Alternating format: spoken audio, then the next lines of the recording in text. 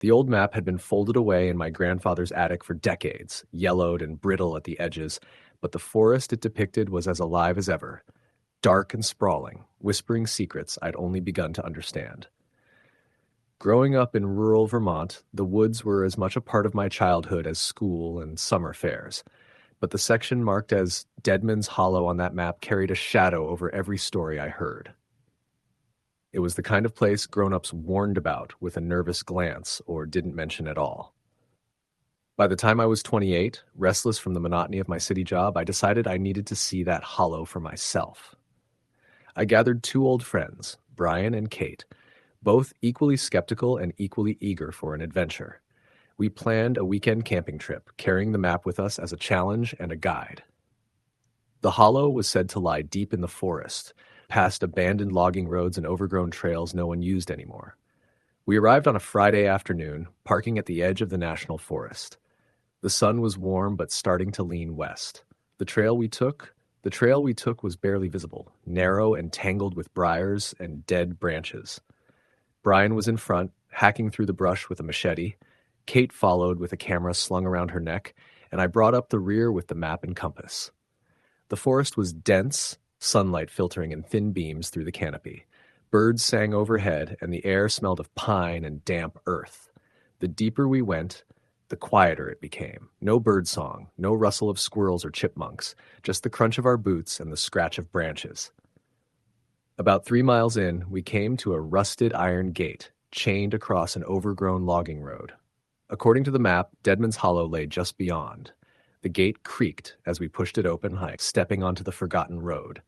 The trees on either side were enormous, their trunks wide and blackened, some scorched by fire years ago. The air grew colder, and the light dimmed. It felt like the forest was holding its breath. After another mile, the road ended abruptly at a steep ravine. We looked down into the hollow. It was a natural bowl surrounded by cliffs draped in moss and ferns. Dead leaves carpeted the ground. The place was unnervingly still. We found a narrow path zigzagging down the ravine's edge and carefully made our way down. At the bottom, the hollow stretched out, a clearing dominated by a massive gnarled oak tree with limbs that seemed to claw at the sky. Brian took some photos while Kate and I gathered firewood. As we worked, I noticed strange markings on the oak's bark, deep scratches forming symbols I didn't recognize. Kate saw them too, taking close-ups. Night fell quickly. We set up our tents near the tree and started a small campfire. The flames crackled and popped, pushing back the shadows, but the feeling of being watched didn't fade. After dinner, we sat in uneasy silence. The wind was still, even the fire seemed reluctant to burn. Then Kate spoke up. "Do you guys hear that?" At first, I thought she meant the distant hoot of an owl, but this was different. There was a soft, rhythmic tapping sound coming from the tree. We turned to look, flashlights sweeping over the bark. Nothing moved. The tapping stopped. Suddenly, the shadows around us shifted. From the corner of my eye, I caught a figure slipping behind the tree. I blinked, and it was gone. Brian laughed nervously. Probably just a raccoon or something. But I didn't laugh. The hairs on my arms stood up. As the night deepened, strange things began happening. Our fire would flicker violently, even without wind. Our tents felt too tight, as if something was pressing against the fabric. The temperature dropped sharply. I saw shapes moving just beyond the firelight, shapes that didn't belong to any animal. Around midnight, the forest grew deathly silent. Then a voice, low, guttural, whispering a language none of us understood, broke the silence. It came from all around, as if the trees themselves were speaking. Brian grabbed his flashlight and shone it into the darkness. For a brief moment, I saw dozens of faces, pale, expressionless, pressed against the bark of trees, mouths moving in silent chanting. Kate screamed. We scrambled into our tents, hearts pounding, trying to block out the voices. But the chanting followed us, seeping through the canvas. Suddenly, the ground trembled. Roots burst from the soil, twisting and writhing like serpents.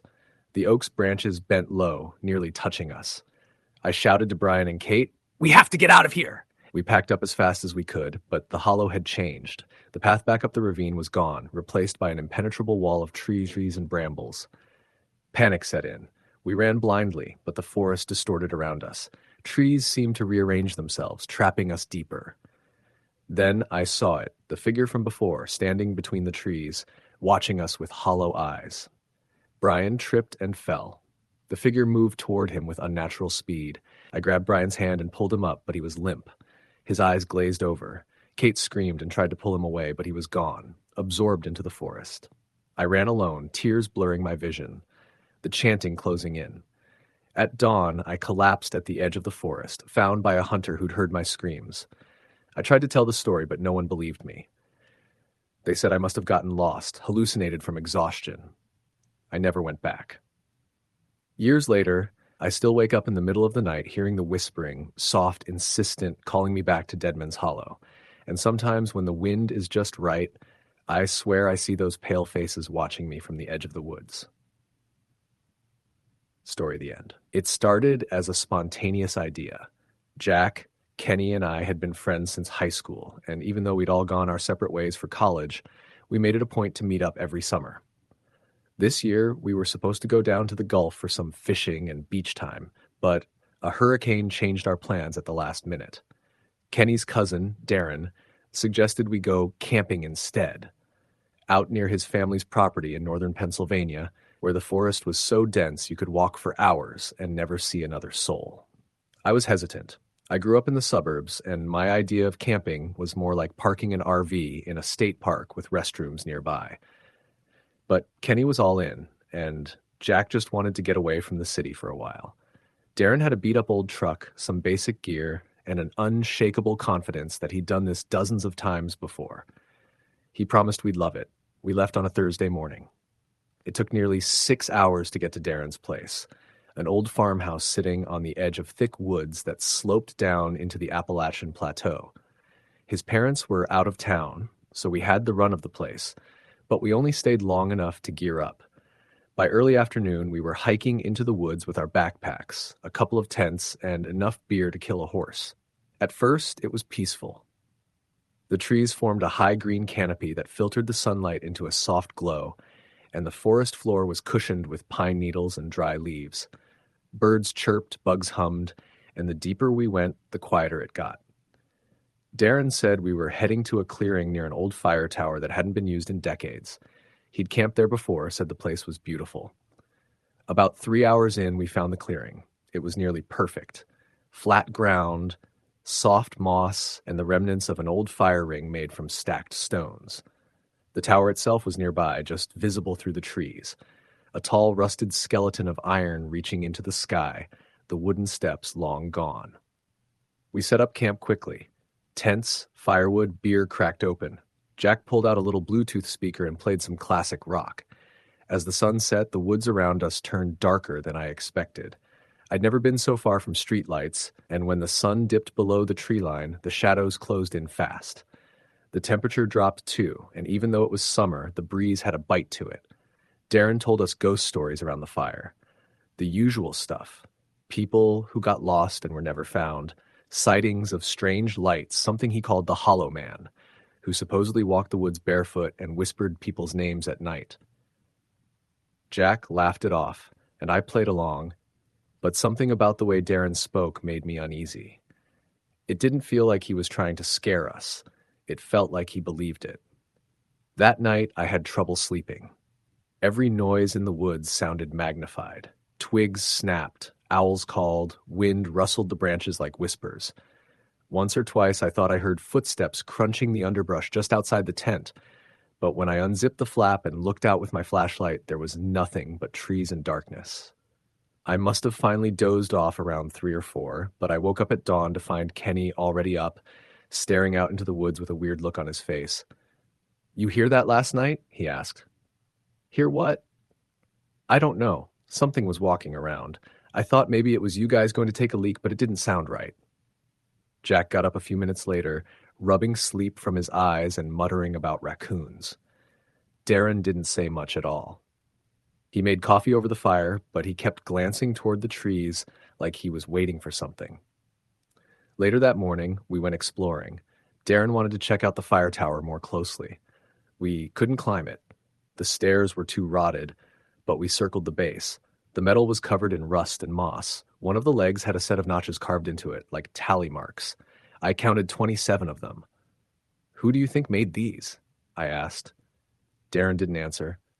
He just ran his fingers over them and looked off into the woods again. We wandered deeper, no real direction, just following game trails and landmarks. Around midday, we stumbled on an old campsite. It was abandoned, really abandoned. Torn tarp, melted plastic cooler, and a half-buried fire pit with charred logs still in it. But what really got me was the tent. It was flattened, but still mostly intact, and inside were a pair of moldy sleeping bags. One of them was zipped all the way up, with a pair of boots sticking out the bottom. Jack kicked at it, and a cloud of mildew and dust shot into the air. The boots were empty, but the way they were positioned, it looked like someone had just disappeared out of them. We stood there for a while, none of us saying much. Eventually, Darren said we should head back to our site. He didn't explain, and none of us asked. That night, the woods felt different. The air was still, heavy. The sounds were gone. No insects, no birds, just silence, thick and absolute. We stayed close to the fire, barely talking. Darren kept his flashlight in his lap and glanced over his shoulder constantly. Around 1 a.m, we heard it. A single, sharp knock, like someone had hit a tree with a stick. Then another, farther off. Then a third, even closer. I looked at Darren. "Is that a woodpecker?" I whispered. He shook his head. "No, that's not a bird." Kenny stood up, trying to act brave. "It's probably just some animal or other campers screwing around." "There's nobody else out here," Darren said. We heard it again, 3 knocks in a slow rhythm, and this time it was just beyond the firelight. Jack turned his flashlight toward the trees. For a split second, I thought I saw something. Not a person exactly, but a shape, tall, thin, pale. It was gone as soon as the light hit it. "Did you see that?" I asked. Nobody answered. Jack killed the music. We put out the fire and sat there in the dark, listening. More knocking, now circling our camp. Then something worse, breathing. Wet, heavy breathing, like someone just beyond the tent walls. We didn't sleep. Nobody said it, but we were all too afraid. At first light, we packed up. No breakfast, no coffee. Just got everything back into our packs and started hiking. We made it about an hour before we realized we were lost. Darren swore he knew the way, but the forest all looked the same. The trail markers were gone, the moss-covered trees repeated like a maze. Jack said we should use the sun to guide us, but the clouds were thick and low and we couldn't even tell which way was east. We walked for hours. Noon came and went. The woods got darker, thicker. Darren started mumbling to himself. I caught him saying the same phrase over and over under his breath. "Don't answer, don't answer, don't look back." Kenny finally snapped at him. "What the hell are you saying?" Darren just looked at him, pale and sweating. "It talks to you. If you answer, it follows. If you look back, it finds you." We didn't know what to make of that, and honestly, I didn't want to ask. By late afternoon, we found the fire tower again, the same one. We'd walked in a full circle. Jack cursed and threw his backpack into the dirt. Kenny just sat down and started shaking. That night, we didn't make a fire. We didn't want to draw attention.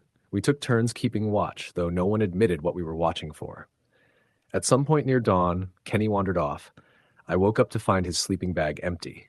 We searched and shouted for him for hours. Darren warned us not to call his name, but we did anyway. No answer, not even an echo. We finally found him just after noon, sitting against a tree about a quarter mile from camp. His face was blank, eyes wide open, and he was mumbling something we couldn't understand. Just a stream of nonsense. His fingernails were torn and bleeding. His boots were missing. When I touched his arm, he flinched and screamed, then started sobbing like a child. We carried him back to camp, and that night we didn't sleep again. Kenny just kept muttering. At one point, he grabbed my wrist and whispered, "It knows your name now." I couldn't stop shaking. At first light, we hiked out. Darren said nothing the whole way, just kept walking, fast and focused.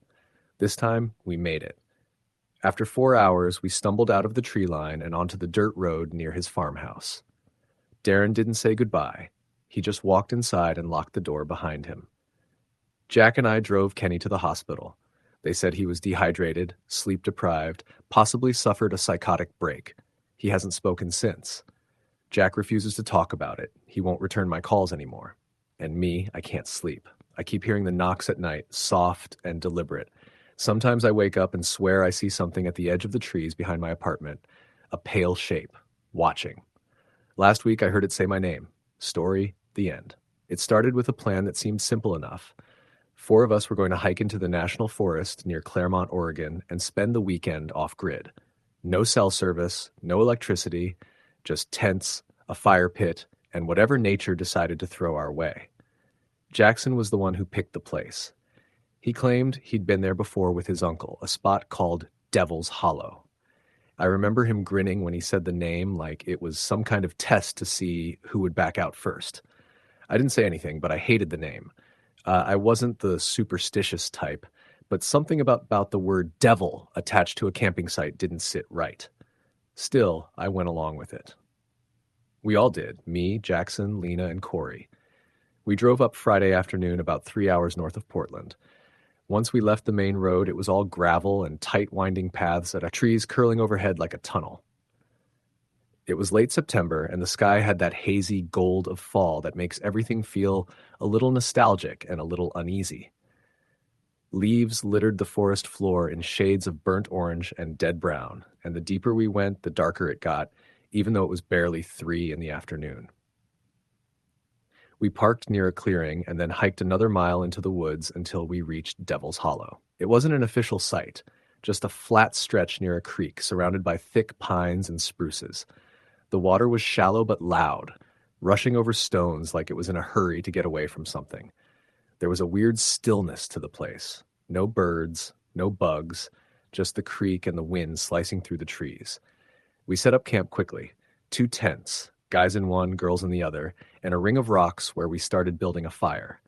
Jackson kept joking about how we were going to wake up with scratches on our tents or hear whispering in the trees, but none of us laughed very hard. That night, we sat around the fire, drinking cheap whiskey and telling stories. Lena shared some nonsense about a woman in white that haunted a highway near her town. Corey talked about a time he thought he saw someone outside his window when he was a kid. Typical stuff. Nothing that sticks. Then Jackson started talking about Devil's Hollow, how locals wouldn't come near it. He claimed people went missing here back in the 60s, hippies, mostly.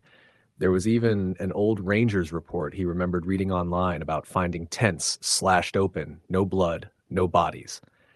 I mean, come on, he said, holding the bottle up like a toast. What better place to camp?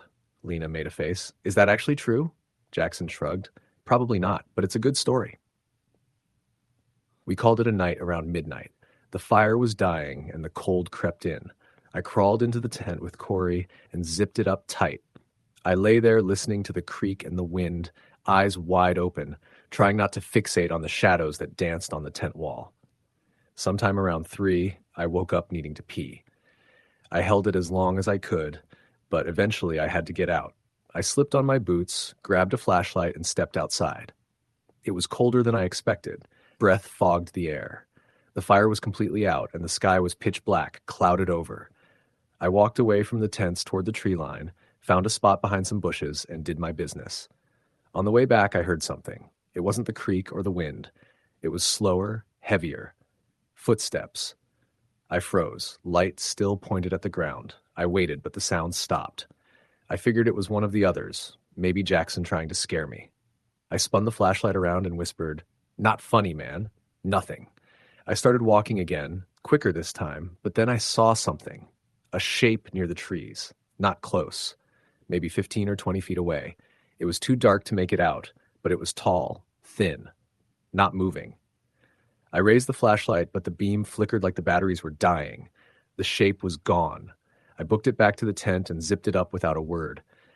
Corey mumbled something in his sleep, but I didn't respond. I lay there, wide awake until morning. At breakfast, I told them what I'd seen. Jackson just laughed. "Dude, you were probably still drunk." Lena looked spooked, though. She said she heard whispering in the night, thought maybe it was the creek playing tricks on her ears. We shrugged it off. We had a long hike planned and spent most of the day out exploring the surrounding trails. But I kept feeling like we were being watched. Like someone or something was just beyond the trees, always staying out of view. Every time I turned around, there was nothing, but the feeling never left. When we got back to camp, we found our tents had been unzipped. Not slashed, not damaged, just open. At first, we blamed animals, but there were no tracks, no claw marks, just the flaps hanging open like someone had looked inside and left everything untouched. That night, nobody joked around. We sat quiet around the fire, barely talking. Corey finally broke the silence and said he thought he saw a woman standing across the creek when we returned from the hike. Long black hair, pale skin, just standing there, staring. But when he blinked, she was gone. Jackson brushed it off. You guys are feeding each other's paranoia. But even he didn't sound confident anymore. We went to bed early, but I couldn't sleep. The forest was too quiet. Not just normal quiet, dead quiet. Even the creek sounded muffled, like something was smothering it. I kept the flashlight clutched in my hand under the sleeping bag. Around 2 a.m., I heard something. It wasn't footsteps this time. It was breathing. Right outside the tent. It was deep, raspy, slow. I didn't move. I didn't even breathe. Corey was dead asleep. I reached over to shake him, but then something brushed against the fabric of the tent. A slow drag, like fingers sliding down it. I yanked Corey's arm. He jolted awake, and I held a finger to my lips. We both heard it now. The breathing, the dragging, then a soft voice. I know you're in there. Corey nearly screamed, but I clamped my hand over his mouth. We stayed frozen. The voice came again, closer. Open up. The flashlight in my hand flickered again. I didn't dare turn it on. After what felt like an hour, the sound finally stopped. We didn't sleep after that. In the morning, Lena was gone. Her tent was open. Her sleeping bag was unzipped, still inside, but she wasn't there. No sign of a struggle, no footprints, nothing. We searched for hours, calling her name, checking every trail we'd been on. Nothing. Jackson wanted to go to the ranger station, but we had no signal, and the nearest outpost was 6 miles away. So we packed up, left Lena's gear behind, and started hiking back to the car. Halfway there, Corey stopped walking. He pointed up ahead, eyes wide. Lena was standing in the middle of the trail. I ran to her, but Jackson grabbed my arm.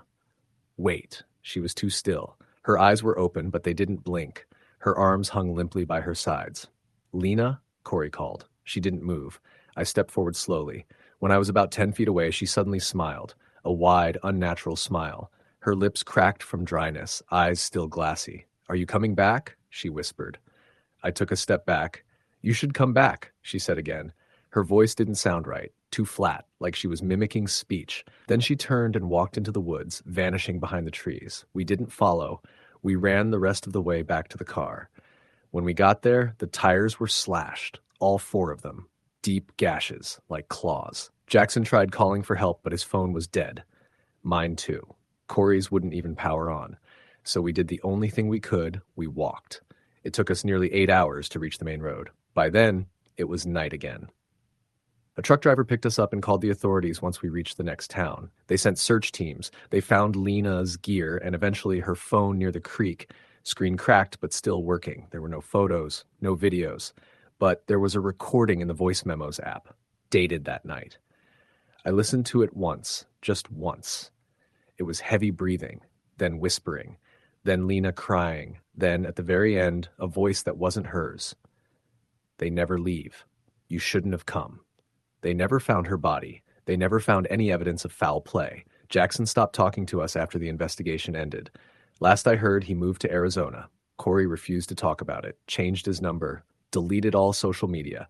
As for me, I moved, got a new phone, changed jobs.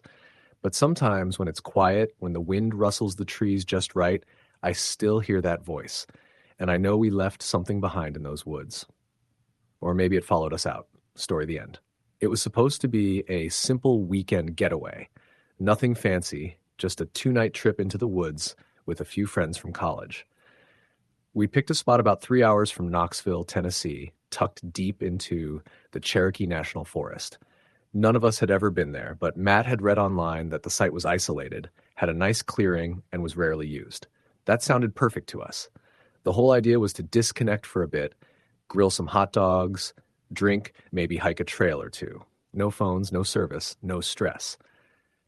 There were 4 of us, me, Matt, Carla, and Jackson. We'd all been friends since freshman year, and now 2 years post-graduation, we still tried to see each other a couple of times a year. Carla was the planner, organized, cautious. Matt was the outdoorsy one, loved camping and owned all the gear. Jackson was the goofball, always making things weird. I was somewhere in the middle. I liked the woods, but I was more comfortable when I could see a porch light in the distance. This trip was going to push that boundary. We parked the car off a gravel road and hiked about a mile into the woods to the spot Matt had found on a forum. The trail wasn't marked, and the deeper we went, the more uneasy I felt. The trees were dense, and the branches overhead nearly touched, blocking most of the sunlight. When we finally reached the clearing, it did look nice. Flat ground, surrounded by thick trees with a ring of stones that looked like an old fire pit. By dusk, we had the tents pitched, the fire going, and sausages cooking. There was laughter, some whiskey, and even a few ghost stories, which seemed like a bad idea even as we told them. But that's what you do around a fire. You scare each other. Carla shared a story her grandma told her about shadow people that live in the woods and how they mimic voices. Jackson said his uncle once saw a little boy standing in the trees who never blinked. Matt laughed and said he hoped we got haunted just for the experience. We went to sleep close to midnight. Carla and I shared a tent, and Matt and Jackson had the other. Sometime in the middle of the night, I woke up to what I thought was whispering. I held still, listening. It was faint, like two people murmuring just outside the tent. I nudged Carla, whispering, "Do you hear that?" She groaned and turned away from me. "Go back to sleep." The whispering went on for maybe a minute, then stopped suddenly. I told myself it was the wind or animals. I didn't sleep well the rest of the night. In the morning, Matt and Jackson said they heard nothing. The day went by fine. We hiked a bit, took some pictures, and played cards in the shade. It was peaceful. That night, around the fire again, the mood was more subdued. I brought up what I'd heard. Matt shrugged it off as chipmunks or raccoons. Carla admitted she thought she heard something too, but figured it was me moving around. Jackson teased me, saying I was the first one the ghosts would take.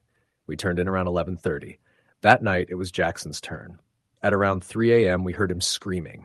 We bolted from our tent. His was zipped open, and he was standing barefoot in the clearing, panting, white as snow. Matt was behind him, rubbing his eyes. "What the hell?" I asked. Jackson looked around like he didn't recognize any of us. I was in the trees," he stammered. "I was dreaming, I think. I heard someone calling my name. It was my mom. She sounded like she was crying." Matt said he found Jackson standing at the edge of the woods, staring into them like he was in a trance.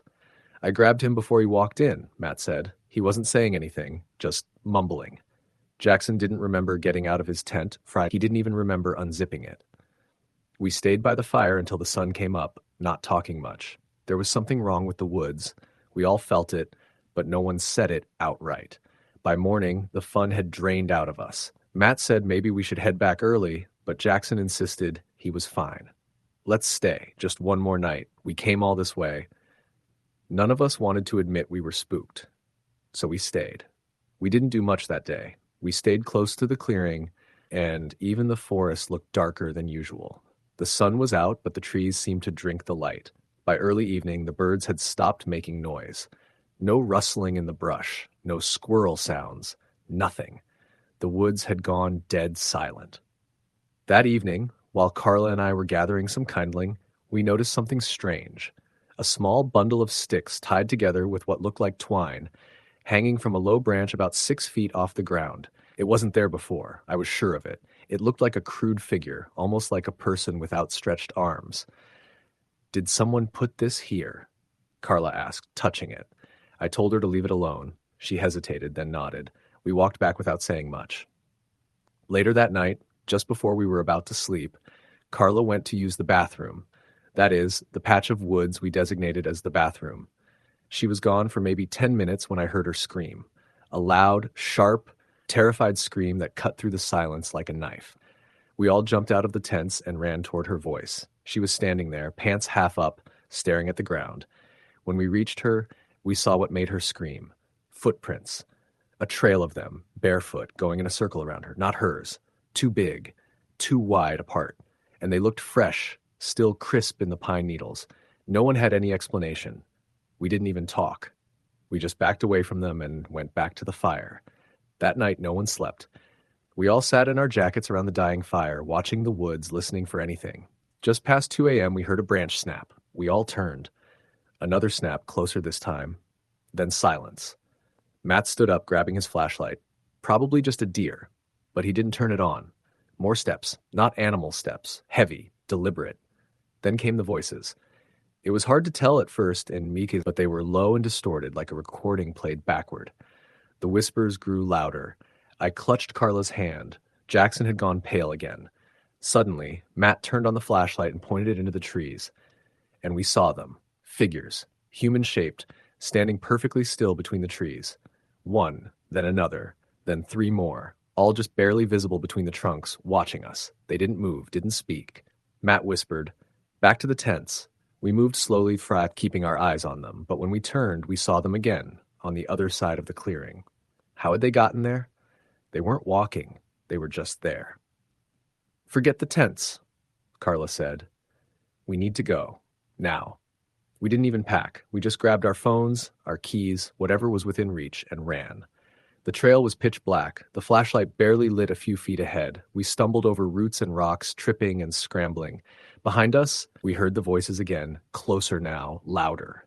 And footsteps. So many footsteps. We didn't stop until we reached the car. Jackson fumbled the keys, but finally got the door open. We piled in, slammed the doors, locked them. Inside, panting, shaking, I looked out the window. There was nothing. No figures. No voices. Nothing. We drove in silence, not stopping. We reached a gas station near the highway. It was 5 a.m. We sat there for almost an hour, trying to make sense of what happened. No one could. Carla finally said what we were all thinking. Those woods aren't right. We agreed never to go back, ever. 2 days later, Matt got curious and went on the forum where he found the camping site. The thread had been removed. The user who posted it was no longer active. He looked up missing persons reports for that area. There were several, all hikers. All went missing near the same spot. One of them, a woman in her 40s, was last seen telling her husband over the phone that she'd heard children laughing in the woods and was going to see where it was coming from. She was never found. We still talk about it sometimes, late at night when we're drinking or feeling brave, but it always ends the same way, with someone changing the subject and a long, uncomfortable silence that never really goes away. We never told anyone else. Who would believe us? But I still think about those figures, the way they watched us, how they were already there, waiting. Sometimes in the middle of the night, I dream I'm back in those woods, and I wake up to the sound of whispering just outside my window. Story the end. The summer air was thick and still as a group of 5 friends, Jason, Emily, Marcus, Claire, and Daniel, packed their gear into the back of Marcus's old pickup truck. They were heading deep into the Appalachian woods of West Virginia, a place locals often avoided after dusk. Rumors of strange disappearances and eerie sightings had circulated for decades. But for the friends, this trip was about adventure and testing their nerves. Jason had found the idea online, a forum thread about the Whispering Pines, a stretch of forest said to be haunted. The stories were vague and unsettling, whispers that drove people mad, shadows moving just beyond sight, and old, forgotten graves. The forest's name came from the tall pines that swayed in the slightest breeze, their needles whispering secrets to anyone who dared listen. Despite the warnings, the group laughed it off. Emily teased Jason about being a ghost chaser. Claire was excited about camping, and Daniel, ever the skeptic, claimed it was just a bunch of folklore. Marcus, who grew up near the woods, had his own reasons for coming. His grandfather had disappeared somewhere in those woods 50 years ago, and Marcus wanted to see if the stories held any truth. They drove in silence as the sun dipped below the horizon, painting the sky with streaks of purple and orange. The closer they got to the forest entrance, the heavier the air felt, as if the woods themselves were holding their breath. They parked at a worn trailhead marked by a faded wooden sign that read Whispering Pines National Forest. The group set up camp near a clearing. The fire they built cast long, flickering shadows on the trees, making the woods feel alive. Stories began around the fire, half joking, half serious. Jason told them about the forum's legends, the lost hikers, the strange lights in the distance, and the voices some claimed to hear at night. Emily laughed nervously, but admitted the forest's silence was unsettling. Claire tried to lighten the mood, singing campfire songs, while Daniel scoured the area, his flashlight beam cutting through the dark. As the night deepened, the group's chatter slowed. The forest grew colder, and the usual sounds of nocturnal animals quieted as if stifled. It was Marcus who first noticed the whispering. He raised a hand, signaling the others to be quiet. A faint, rustling sound hovered in the air, not the usual creaking of branches or chirping of insects, but something else. It was subtle, like soft voices carried on the wind, unintelligible but persistent. "Do you guys hear that?" Marcus asked, his voice barely above a whisper. Emily strained to listen. "It sounds like talking?" Jason scoffed. "It's probably the wind through the pine needles." Claire nodded slowly, but looked uneasy. "It's weird, though, like whispers," Daniel laughed. "It's just the forest playing tricks." They tried to ignore it, but the whispers grew louder over the next hour, seeming to circle their camp. Claire suddenly pointed toward the edge of the clearing. "Did you see that? A shadow moved out there." They all looked but saw nothing but dark trees and the flickering firelight. "Probably an animal," Daniel said quickly, though his voice wavered. That night, the sleep was shallow and filled with uneasy dreams. Jason woke suddenly, convinced he heard footsteps outside the tent. The others were restless too, tossing and turning. Around 3 a.m., Emily's sharp scream pierced the night. The group rushed out, finding her pale and shaking. She claimed she saw a figure standing just beyond the firelight, watching them. When they all shone their flashlights toward the spot, nothing was there. Marcus, trying to calm everyone, suggested they pack up at first light. But before dawn, the whispers returned, this time more distinct and chilling. "Leave. Now," the voices seemed to say, echoing softly around the camp. The group hastily broke camp, their nerves frayed. As they moved down the trail, they noticed strange markings on the trees, scratches forming symbols no one recognized. Marcus's heart sank when he saw one symbol that looked like a circle with an eye inside, something he'd seen in old family journals tied to local legends. The deeper they went, the more intense the feeling of being watched became. Shadows shifted in the periphery, always gone when they turned to look. The whispers followed, now a chorus of voices, some pleading, some angry. Suddenly, Claire stopped dead in her tracks, staring at the ground. "Look at this," she whispered, pointing. The ground was disturbed, footprints appeared, but they were unlike anything human. They were too large, with long claw-like marks. Panic set in. They quickened their pace, but soon came to a fork in the path. Neither way looked familiar. "We should go left," Daniel said, trying to stay calm. "No," Marcus countered. "My grandfather's journal mentioned a creek nearby. The water source should be to the right." They argued briefly before deciding to trust Marcus. As they moved right, the forest thickened, the trees crowding in as if trying to trap them. The whispers became clearer. "Turn back, turn back."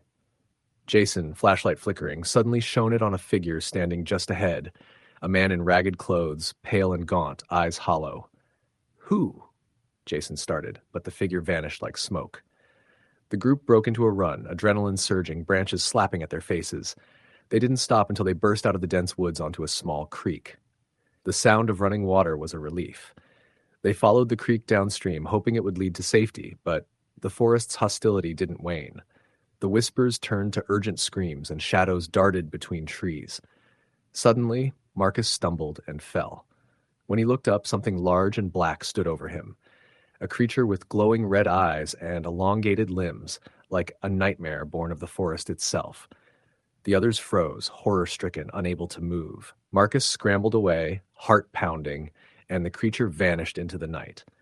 Exhausted and terrified, the group finally found the forest edge as dawn broke. They emerged onto a dirt road only a few miles from the town, shaken and silent. Back in town, they reported their experience, but locals just shook their heads, warning them never to return to Whispering Pines. Jason uploaded a video from their trip, capturing faint whispers and shadows, but no one believed it. Months later, Marcus received a package, a worn leather journal belonging to his grandfather. Inside was a note. "You saw what I did. Remember, the forest remembers."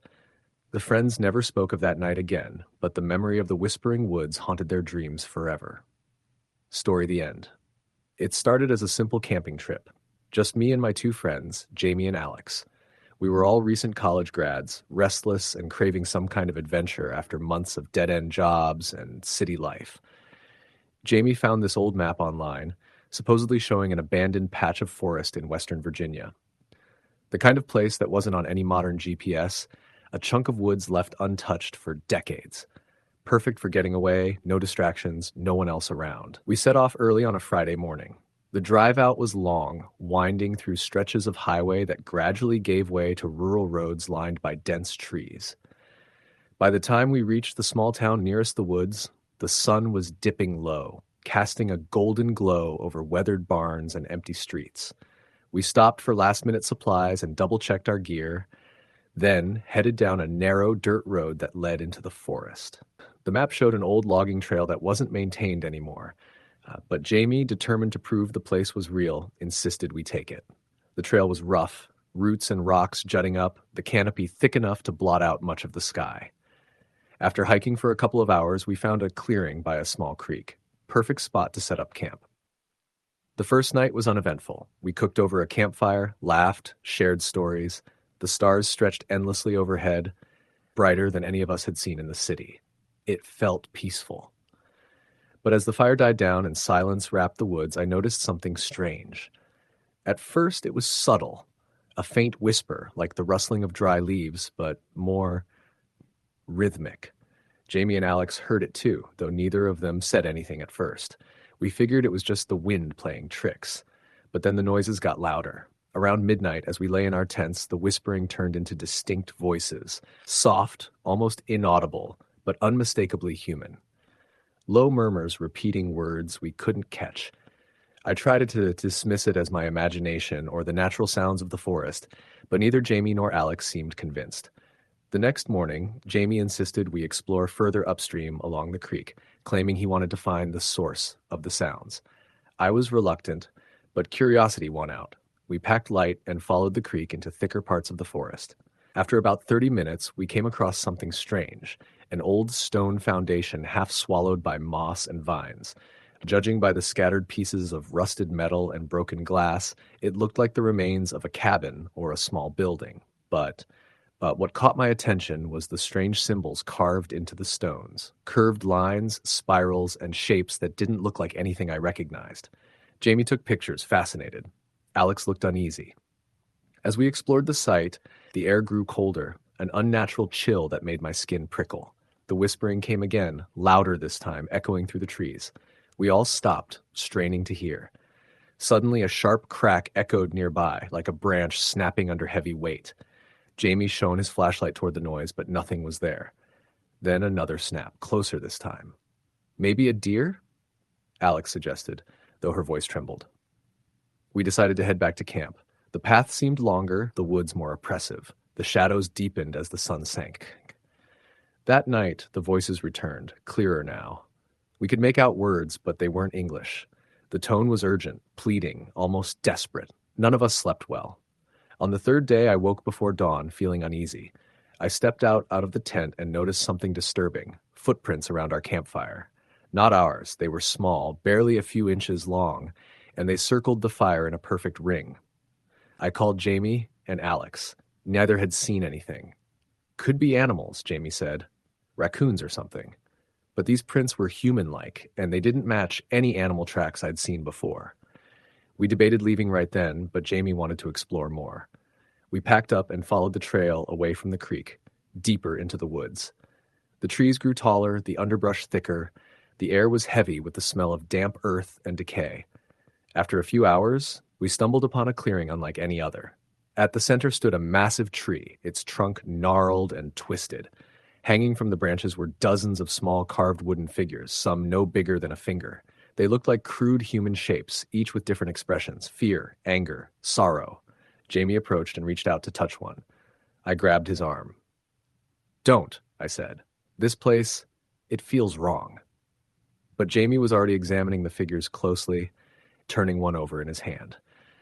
Suddenly, the wind picked up, whipping through the branches with a shriek that sounded almost like a scream. The figures began to move, or so it seemed. Their tiny limbs twitched, and some faces appeared to shift expressions. Alex screamed, and Jamie dropped the figure. The forest fell silent again, but the unease lingered. That evening, back at camp, the voices grew into chanting.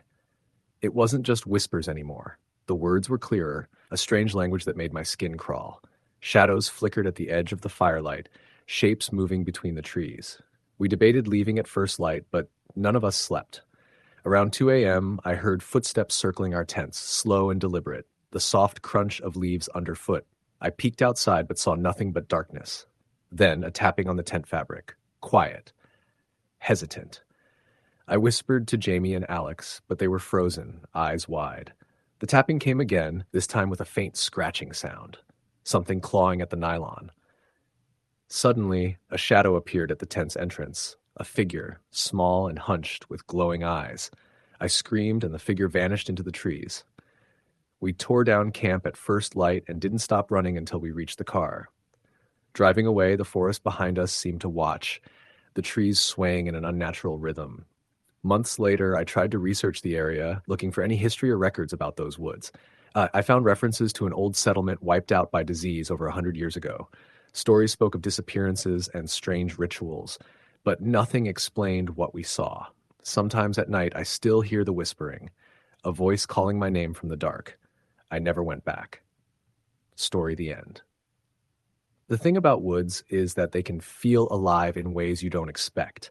Not the birds chirping or the wind rustling through leaves. That's normal. I'm talking about a kind of presence, something that watches, waits, and sometimes, if you're unlucky, follows. I learned that the hard way. It all started when my friends and I decided to go camping in the Ozarks, in Arkansas. We'd been itching for a getaway, something rough and raw where cell phones wouldn't work, and the nearest town was miles away.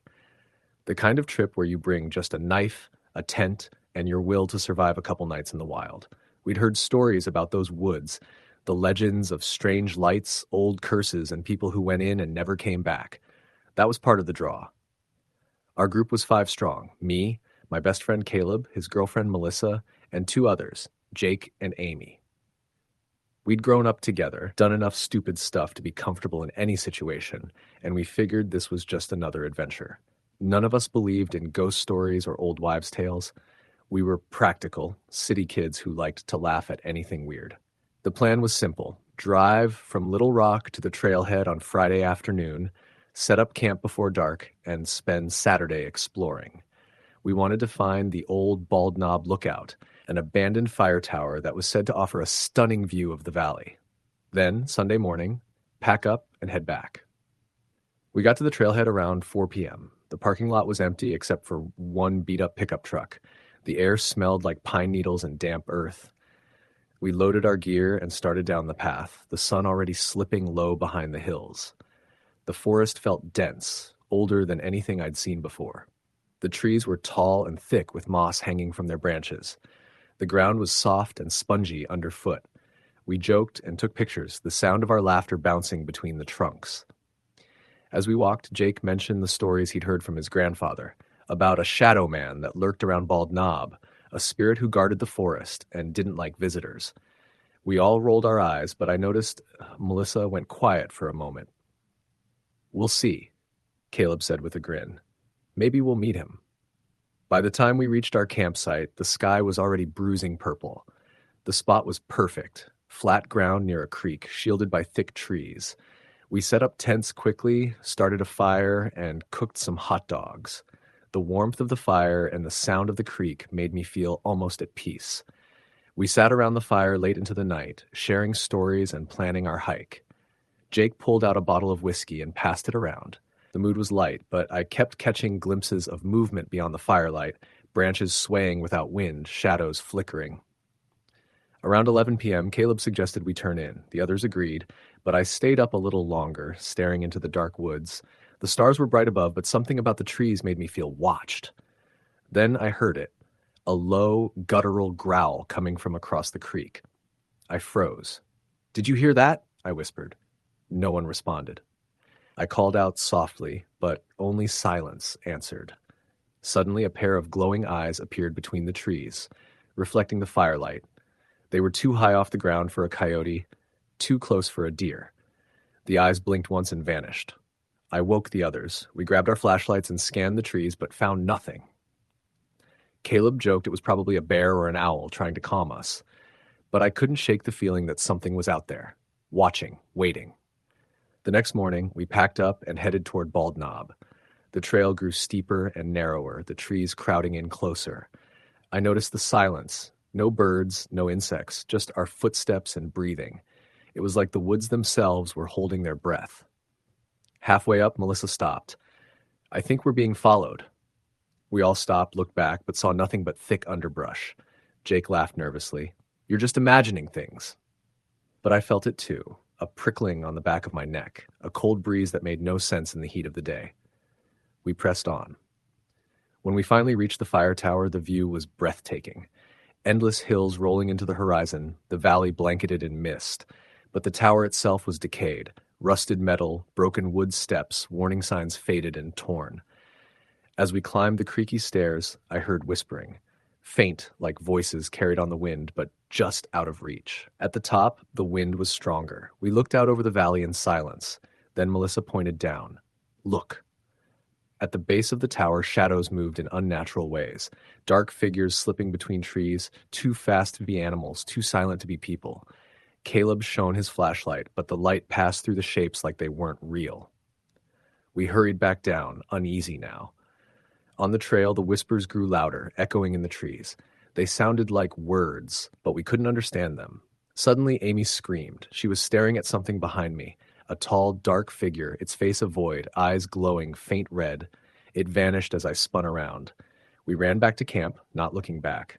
That night, the woods came alive in ways that terrified us. The fire kept dying out no matter how much wood we threw on. Strange, tapping noises circled our tents. Our flashlights flickered and our phones showed static. At 3 a.m., Caleb disappeared. We woke up to find his tent empty. No signs of struggle. Panic set in. We called his name, tore through the woods, but found nothing. Melissa started crying, Jake was pale as a ghost, and Amy refused to move. The woods were closing in. We decided to leave immediately, but the path back was gone. Where the trail had been was nothing but dense, impenetrable forest. We were trapped. Over the next hours, strange things happened. The whispering voices turned to screams. Shadows danced around us, sometimes taking shapes of people we knew, sometimes something else. Something ancient. Melissa swore she saw Caleb watching from the trees, his eyes black voids. Amy found strange symbols carved into the bark around our camp. They pulsed faintly, like the forest itself was alive. Desperation grew. We tried to mark our trail, but the marks vanished as if the woods were erasing us. At one point, I thought I saw my own reflection in a pool of water, but it wasn't me. It had a twisted grin, eyes too large, teeth too sharp. We were losing our minds. The next morning, we tried again to find the trail. Jake stepped on a rotten log and vanished beneath it, swallowed by the earth like quicksand. We ran, heart pounding. Amy and Melissa were both too scared to keep moving. I was alone. I don't know how I got out. Maybe the woods spat me out. Maybe I was dreaming. But when I finally reached a ranger station, I was covered in scratches, dirty, and shaking. I told them everything. The search parties found no trace of Caleb, Jake, Melissa, or Amy. Just me. My story was dismissed as a hallucination brought on by fear and exhaustion. But I know what I saw. I know what waited in those woods. Sometimes late at night, I hear the whispering voices again. And I wonder if they're still out there, waiting for the next group to wander too deep. Story the end. The sun was sinking low behind the trees when 4 friends pulled their dusty Jeep off the narrow gravel road and onto a barely visible path leading into the thick woods. It was late September, the kind of early autumn evening that smelled of damp earth and dying leaves, with a chill crawling in the air that hinted winter wasn't far off. The 4 of them, Maggie, Cole, Jason, and Emily, had grown up together in a small Pennsylvania town near the Appalachian foothills.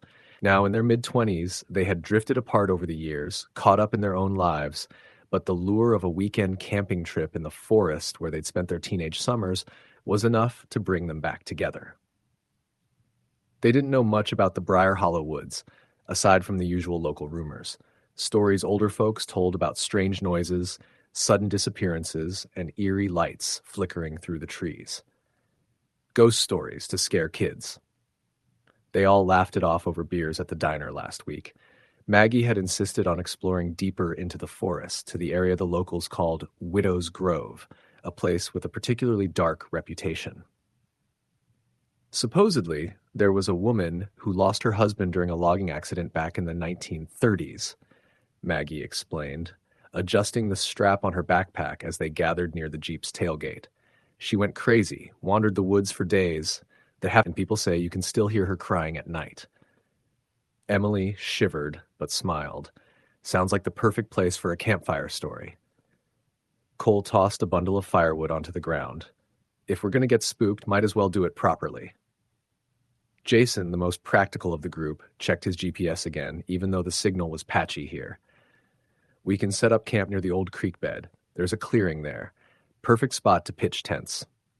The woods around them were dense with towering oaks and maples, their leaves just beginning to change color, fiery reds and golds bright against the growing shadows. A soft wind rustled through the branches, carrying the faint scent of pine needles and moss.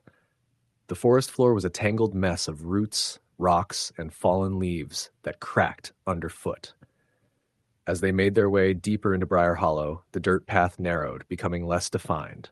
The trees thickened, blotting out most of the remaining daylight. Their flashlights bobbed ahead, casting narrow beams that barely penetrated the gloom. "Hey, check this out," Jason said suddenly, stopping near a moss-covered stone. "Looks like a marker." It was an old wooden post, its paint long faded and chipped. Scratched into the surface was a crude symbol, a circle with a vertical line through it. None of them recognized it, but the mark gave them a chill. Maggie reached out and traced the symbol with her fingers, half expecting something to happen. "Creepy," Emily muttered, glancing nervously over her shoulder. They pressed on, the trail twisting and climbing until they reached the creek. The water was clear and cold, bubbling quietly over rocks as it wound through the undergrowth. The clearing was small but flat, perfect for the tents. They worked quickly as night fell. Cole and Jason pitched tents while Maggie and Emily gathered kindling for the fire. The first stars blinked awake overhead, pale against the dark canopy. Once the fire was roaring, they settled around it, the orange glow flickering over their faces. The cold air made their breath visible, little clouds that vanished quickly in the darkness. Maggie pulled out an old journal she'd brought, one that belonged to her grandfather. He'd been a forest ranger in these parts decades ago. She flipped through the brittle pages, stopping at an entry dated October 1932. "I'm beginning to believe the stories about Widow's Grove aren't just superstition. Found strange footprints near the creek tonight. Not like any animal I've seen. And that wailing, it isn't human. The woods are watching. Something's wrong here." The group fell silent. The fire crackled, sending sparks up into the night. "Maybe we should have just stuck to the campground," Jason said, breaking the quiet. "Nah," Cole grinned. "This is what makes it fun." Emily shivered again, pulling her jacket tighter. "Did anyone else hear that?" she whispered. They all listened. For a moment, there was only the sound of the fire in the creek. Then, faintly, a low, mournful sound drifted through the trees, like a woman crying. Maggie's eyes widened. "That must be her." Probably some animal," Jason said quickly, "or a drunk hunter." But the crying didn't stop. It echoed through the forest, wavering and distant, but heartbreakingly real. The group sat frozen, listening as the sound faded into silence. Later, after a quick dinner of canned chili and instant coffee, they decided to call it a night. They crawled into their tents, the cold seeping through the thin fabric. Sleep was slow to come, each rustle of leaves or snap of twigs setting their hearts racing. Around 2 a.m., Maggie woke to a soft tapping outside her tent. At first, she thought it was a branch hitting the fabric in the wind, but the sound was deliberate, slow, like fingers tapping on the canvas. She lay still, heart pounding. The tapping stopped. Then a faint whisper, just beyond the edge of hearing. She grabbed her flashlight and flicked it on, the beam cutting through the darkness. The light caught the gnarled trunk of a nearby tree, and there, just for a second, she thought she saw a figure standing between the shadows. A woman, pale and dripping wet, hair tangled like seaweed, eyes dark and empty. She blinked, and the figure was gone. Maggie shook herself awake, rushing to the tents beside hers. "Did anyone else hear that?" she asked, voice trembling. Emily sat up, rubbing her eyes. "Hear what?" "Tapping and whispering, and I saw something," Jason groaned. "You're imagining things." But Cole was already outside, half peering into the blackness. "Guys, come look at this," he said softly. They gathered around the fire pit. The ground was wet and muddy, even though it hadn't rained. On the soil near the fire were footprints, barefoot, small, but too long to be human. They looked like stretched out hands and feet, like the prints of something crawling on all fours. "No way," Jason said. Emily swallowed hard. "I want to leave." Maggie nodded. "Me too." But the woods weren't done with them. As they packed hurriedly at dawn, the sound returned, the woman's cry, more urgent now, echoing in the distance. They didn't look back as they scrambled into the Jeep, dust and leaves flying under the tires. On the drive home, the forest seemed to shrink behind them, its shadows receding like a nightmare slipping away. But none of them ever forgot the cold, wet hands that seemed to brush their skin in the dark, or the hollow eyes that watched them silently from the trees. Sometimes, when the wind howls just right, Maggie swears she still hears that mournful cry calling from the heart of Briar Hollow. Story the end. The small town of Millersfield, nestled deep in the forests of northern Vermont, was a place where everyone knew everyone. The town was surrounded by dense woods that stretched for miles, a labyrinth of ancient pines, oaks, and maples that had stood for centuries. To the locals, the forest was both a source of livelihood and a place full of whispered secrets, a place that the elders often warned children about, but that most shrugged off as just superstition. One such story that most dismissed was about Blackwood Forest, a section of woods on the outskirts of Millersfield that had long been avoided by the townsfolk. The name itself sent a shiver down the spine of anyone who grew up there. Tales of strange disappearances, odd noises, and unexplainable shadows had been passed down for generations, always told in hushed voices around campfires or over late-night drinks at the local bar. Jake Turner was a 27-year-old carpenter who had grown up in Millersfield, but moved away after high school to seek a better life. However, after losing his job in the city and dealing with a tough breakup, he returned home to stay with his parents while figuring out his next move. Jake had always been skeptical about the old stories, especially the ones about Blackwood Forest. To him, they were nothing more than campfire tales designed to scare kids. One Friday afternoon in early October, Jake's childhood friend, Sarah, called him with a proposal. She and a couple of their old high school friends were planning a weekend camping trip to Blackwood Forest. Their goal was simple: to prove once and for all that the forest was nothing more than trees and wildlife, no different from any other part of Vermont's woods. Jake hesitated at first, but eventually agreed. It had been a while since he'd spent time with friends, and maybe this trip would be a good distraction. They planned to leave Friday evening and camp until Sunday morning, armed with tents, food, flashlights, and some bottles of whiskey. As the sun dipped low on Friday, Jake met Sarah, Mark, and Emily at the edge of Blackwood Forest. The group was in good spirits, laughing and joking as they unloaded their gear from Mark's old pickup truck. The forest loomed ahead of them, dark and silent, its towering trees blotting out the twilight. Their plan was to hike about 2 miles into the forest to a clearing by a small pond where they'd camp for the night. The trail was faint, overgrown in places, but Jake led the way easily, having spent countless hours exploring these woods as a kid. By the time they reached the clearing, night had fully fallen. They set up their tents and built a campfire. The crackling flames and their voices echoed through the trees, momentarily pushing back the darkness. As they settled around the fire, sharing stories and passing around the whiskey, a cold wind whispered through the trees. The forest seemed to close in, the shadows stretching and twisting unnaturally in the firelight. Around 11 p.m., Sarah suggested they play a game, something to lighten the mood.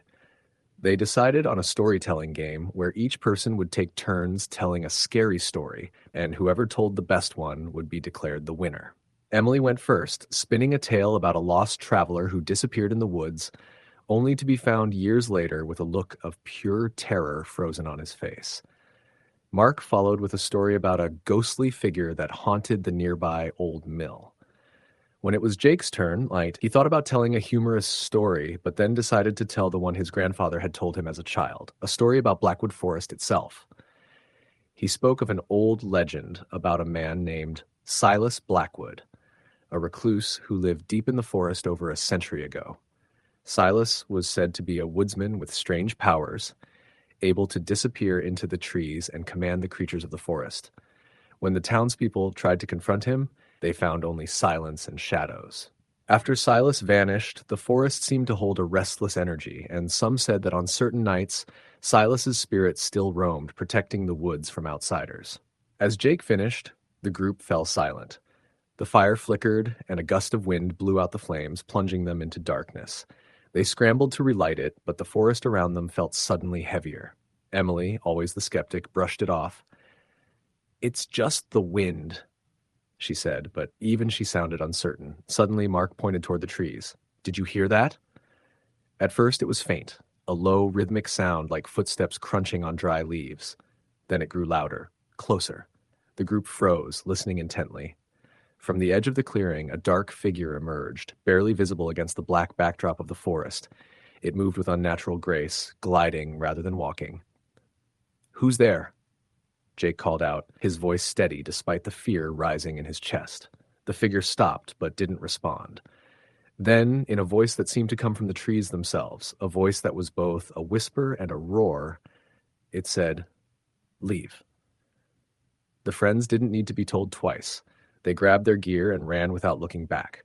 The trail that had been easy to follow on the way in now seemed unfamiliar and twisted, as if the forest itself had shifted. Branches clawed at their faces and clothes. The sound of footsteps pursued them, though when they dared to glance back, nothing was there. After what felt like hours, they burst out of the woods onto the road, panting and terrified. They didn't speak of what had happened, but each of them knew the truth. Blackwood Forest was alive, and it didn't want them there. The next morning, Jake's parents were relieved to see him safe, but they noticed something different in his eyes, an unease he couldn't shake. In the following weeks, strange things began to happen. Jake would hear whispering voices when he was alone. Objects in his house would be found in different places. His dog refused to go near the back door, growling at something unseen. One night, Jake woke to the sound of scratching at his bedroom window. He turned on the light, but there was nothing outside except the swaying trees. The scratching continued for several minutes before abruptly stopping. Unable to sleep, Jake sat up and noticed the window was slightly ajar, though he was certain he had closed it. The incidents escalated. Sarah reported seeing a shadowy figure lurking near her home. Mark's truck was vandalized with scratches that looked like claws. Emily stopped answering her phone. Jake realized that the forest had followed them home. One evening, he called Sarah and begged her to meet him at the edge of Blackwood Forest to confront whatever was haunting them. She agreed reluctantly. When they met, the air was thick with fog. They walked into the woods, flashlights barely piercing the gloom. As they ventured deeper, the trees seemed to lean inward, trapping them in a green prison. They came to a clearing where a circle of ancient stones stood, covered in moss and carved with strange symbols. Jake remembered from his grandfather's stories that this was the heart of the forest's power. Suddenly the ground trembled. From the shadows emerged a tall figure cloaked in darkness. Its eyes glowed like embers, and its voice was the echo of the forest itself. "You were warned," it said. Jake and Sarah stood frozen, the weight of centuries pressing down on them. "We didn't mean to disturb you," Jake managed to say. The figure studied them, then slowly nodded. "Leave this place," it whispered, "and never return." They ran back to town, and neither of them ever ventured near Blackwood Forest again. Years later, Jake would hear about more disappearances near the woods, people who went in and never came out, some who returned but changed, quiet, distant, and haunted. Blackwood Forest remained a place of mystery and fear, a living reminder that some parts of nature are better left alone, and the forest waits, patient and eternal, for those foolish enough to ignore its warnings. Story the end. It was a chilly October afternoon when my friends and I decided to explore the forest near the old Miller farm, about 15 miles east of Charleston, West Virginia. We'd all grown up hearing the stories, whispers of strange disappearances, eerie lights at night, and unexplainable sounds coming from those woods. The local kids called it Black Hollow, though it wasn't on any official maps. It was just a patch of dense woods with a tangled network of trails abandoned since the mill closed down decades ago. To us, it was the perfect spot for an adventure. There were 5 of us: me, Tyler, Jenny, Marcus, and Lisa. We'd planned the trip for weeks, making sure to bring snacks, flashlights, and an old camera Marcus insisted on carrying in case we saw something cool. I was skeptical, but went along with it. None of us expected to find anything supernatural. It was mostly about the thrill of being somewhere forbidden. We started hiking around 3 p.m., following what looked like an old dirt road that soon disappeared into the thick trees. The forest was dense, with towering oaks and maples whose branches formed a canopy blocking most of the fading sunlight. The air was damp and cool, and the smell of moss and decaying leaves filled our nostrils. About an hour in, we came across an old stone well, covered in moss and half hidden by bushes. It looked like no one had touched it in decades. Tyler joked that it must be where witches threw their victims, and Jenny shivered, though she laughed it off. As we walked deeper, the forest grew quieter. Birds that had chirped earlier had vanished, and even the rustling of small animals seemed to fade. Marcus kept glancing over his shoulder like he felt someone watching us, but whenever I looked, there was no one there. We found a clearing just before dusk and decided to set up camp. There was an old fire pit surrounded by stones, and it looked like others had camped there before us, empty beer cans and a half-burnt log left behind. After gathering wood, we lit a fire. The flames crackled, casting flickering shadows that danced across the trees. We passed around a bottle of whiskey Tyler had smuggled in and told stories to keep the mood light. Around 9 p.m., Marcus pulled out his camera and said he wanted to try the night vision setting. We agreed, and he started filming us sitting by the fire. That's when things got strange. The camera picked up something in the trees behind us. A faint, blurry figure standing just at the edge of the clearing. At first, none of us noticed, but when Marcus zoomed in, we all saw it. A tall, thin shape, unnaturally still, like a shadow made of smoke. The figure seemed to have no face, just a dark, empty space where eyes should be. Lisa gasped and grabbed my arm. "Did you see that?" Tyler laughed nervously. "It's probably just a trick of the light." But Jenny shook her head, clearly unsettled. "No, that wasn't light." Marcus kept filming, creeping closer to the edge of the trees where the figure stood. The temperature dropped suddenly. I could see our breath in the cold air. Then, without warning, the figure moved, slowly, deliberately stepping into the clearing. We all froze. Its movements were jerky, like a puppet with tangled strings. It didn't speak or make any noise. It just stared. I wanted to scream, but my voice caught in my throat. Suddenly, the fire sputtered and went out, plunging us into complete darkness. The only light was the faint green glow from Marcus's camera. "Run," I finally managed to say. We grabbed our stuff and sprinted through the woods, branches whipping at our faces and legs. The figure followed at a distance, gliding silently through the trees. After what felt like an eternity, we burst through the tree line and saw the parking lot where we'd left our cars. We piled in, locking doors as Tyler started the engine. We didn't speak on the drive home. Everyone was pale, shaken. That night I couldn't sleep. I kept thinking about the figure, the way it moved, the way it watched us. The next day, Marcus sent me the video. When I watched it again, the figure was clearer, a humanoid shape, blacker than the night, with no features, almost like a void. He showed it to a local historian who said the Miller farm had a dark past. The forest, he explained, was once a burial ground for a forgotten Native American tribe.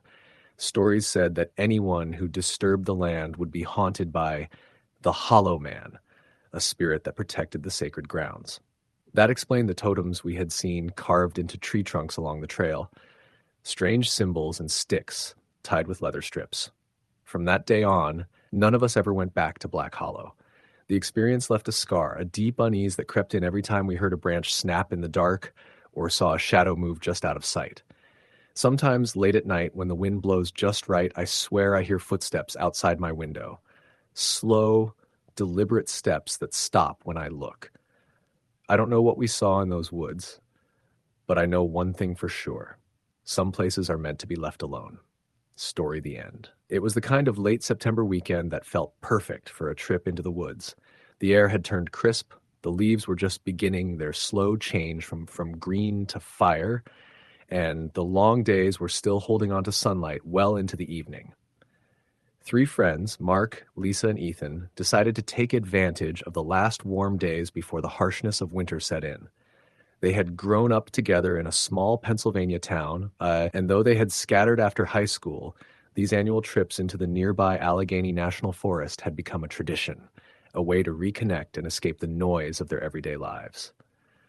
Mark was the organizer, always precise with maps, permits, and lists. Lisa was the adventurous one, the spirit who loved pushing boundaries and testing their limits. Ethan was quieter, but had a dry wit and a steady presence that balanced the group. They met Friday afternoon at Mark's house, packed his truck with tents, food, and gear, and headed north toward the forest. The drive was about 2 hours, skirting through small towns and farmland before the dense stands of trees began to loom. The forest was familiar territory for them, but for this trip, Mark had picked a more remote spot, a backcountry clearing deep inside the woods, accessible only by foot along a barely marked trail. He'd found the spot on an old hiking forum where a user had mentioned a clearing like stepping into another world. Mark had a GPS and topographic maps, feeling confident in their navigation. They arrived at the trailhead as the sun was dipping low, parking the truck beside a rusted sign warning of hunting season and reminding visitors to respect the wilderness. The trail was narrow and tangled, overgrown in parts with brambles and low-hanging branches. The air smelled rich with damp earth and pine resin. As they hiked, the sun slipped behind the ridges, and the forest took on a deeper, almost reverential quiet.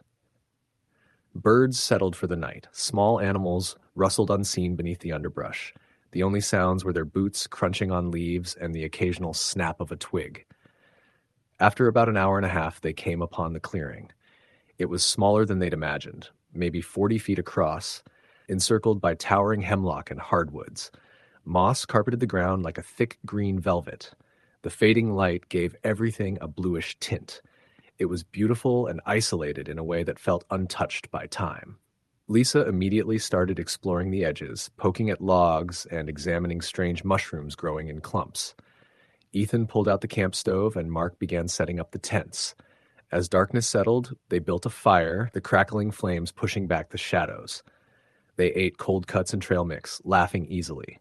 But beneath the easy chatter, Lisa's mood was shifting. She kept glancing nervously at the tree line where shadows seemed to gather unnaturally. "Are you okay?" Mark asked, noticing. Lisa forced a smile. "Yeah, just this place feels different, like we're being watched." Ethan raised an eyebrow. "That's just the woods, Liz. You always get spooked when it gets dark." But Lisa shook her head. "No, this isn't normal." That night, the three slept in their tents, the fire reduced to smoldering embers. The forest around them was alive with the usual night sounds. Crickets, distant owls, the occasional rustle. But Lisa awoke around 2 a.m. to a sound she couldn't place. A faint whispering. It seemed to come from the trees themselves, a soft susurrus that she could almost catch words from, but never clearly. She nudged Mark awake. "Do you hear that?" Mark listened for a moment, then shook his head. "It's just the wind." Lisa wasn't convinced, but didn't press further. The next morning, they set out to explore beyond the clearing. Mark wanted to check their bearings. Lisa was eager to see more of the forest's hidden trails. Ethan followed along, carrying extra water and snacks. As they moved deeper, Lisa spotted something tied around a low branch, a thin strip of red cloth. It fluttered slightly in the breeze, frayed at the edges and faded. She pointed it out to the others. "Looks like a trail marker," Mark said. "Someone's been here recently." Lisa frowned. "Or a warning." They continued onward, but the trail grew confusing. Mark's GPS started to glitch, the signal flickering. They took compass bearings, but found the needle spinning oddly, as if disturbed by magnetic interference. The trees thickened, their trunks appearing twisted and gnarled. Shadows lengthened, even though the sun was still high. Suddenly, Ethan stopped, eyes wide. "Wait, do you hear that?" They fell silent. From somewhere just beyond the trees came a low chanting, rhythmic and almost hypnotic. The voices were faint but unmistakable. Lisa's skin crawled. "We should head back." Mark nodded, agreed. But as they turned to retrace their steps, the path seemed to shift. Familiar landmarks disappeared, replaced by trees they hadn't seen before. The forest grew denser, more oppressive.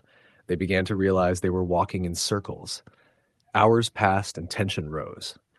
The chanting grew louder at times, seeming to swirl around them like a dark wind. When night fell again, they found themselves back near the clearing, exhausted and afraid. Their fire was almost out, and the woods seemed darker, as if swallowing the light. Then Mark noticed something on the ground. Footprints, too large and too deep for any animal they knew. They led away from the clearing, deeper into the trees. Lisa swallowed hard. We're not alone. That night, they stayed awake by the fire, taking turns watching the shadows. At one point, Lisa saw a figure, a man, tall and thin, standing just beyond the firelight. But when she blinked, he was gone. Ethan insisted it was a trick of the light, but even Mark looked unsettled. Around midnight, the chanting returned, louder now, closer. The shadows beyond the fire seemed to twist and lengthen into shapes that defied nature. Faces, grotesque and distorted, appeared momentarily in the bark of the trees. Suddenly, a cold wind extinguished the fire. The forest plunged into pitch blackness. Panic set in. They grabbed their flashlights, but the batteries flickered and died. Then came the footsteps, heavy, deliberate, moving around them in a circle. Lisa screamed as cold hands brushed past her. Mark tried to shout, but found his voice gone, replaced by a high-pitched ringing in his ears. Ethan vanished into the darkness, a strangled cry echoing after him. Mark and Lisa ran blindly, desperate to escape. By dawn, Mark was alone, broken and exhausted, stumbling onto the road leading out of the forest. He was found by a passing hunter, incoherent and shaking, babbling about voices and shadows and a red cloth. Lisa and Ethan were never seen again. The authorities searched for weeks but found no trace. Local legends spoke of the Hemlock Curse, a haunting said to claim those who dared enter the deepest parts of the forest. Mark never went back. Years later, on cold autumn nights, he still hears faint whispers carried by the wind, and sometimes, far off in the distance, the eerie rhythm of chanting beneath the rustling leaves. Story the end. Josh Kennedy had lived in South Carolina his entire life, the kind of place where stories lived longer than the people who told them. He was 27 when he agreed to join his cousin Ethan and a few friends on a camping trip to Cane Creek Forest, a swath of tangled pines, gnarled oaks, and marshy ground that local hunters and farmers tended to avoid. It wasn't on any tourist map. It barely appeared on the state's official park registry. But those who lived nearby knew the name, and more importantly, they knew the stories, though they didn't talk about them much. Josh had heard whispers since he was a kid, stories about people walking into Cane Creek and never walking out, about shapes that moved without wind and voices that whispered from branches with no mouths to speak them. He never thought much of it until Ethan suggested they go. Dude, I'm telling you, it's remote, untouched, like the real wilderness. Ethan had said over the phone. No noise, no traffic, just the woods. Josh wasn't entirely sold. He'd been camping before, but never in that area, and something about the way Ethan said, just the woods, gave him a weird chill. Still, needing a break from his construction job and the recent breakup that left his apartment feeling like a tomb, he agreed. It was a group of 5 in total.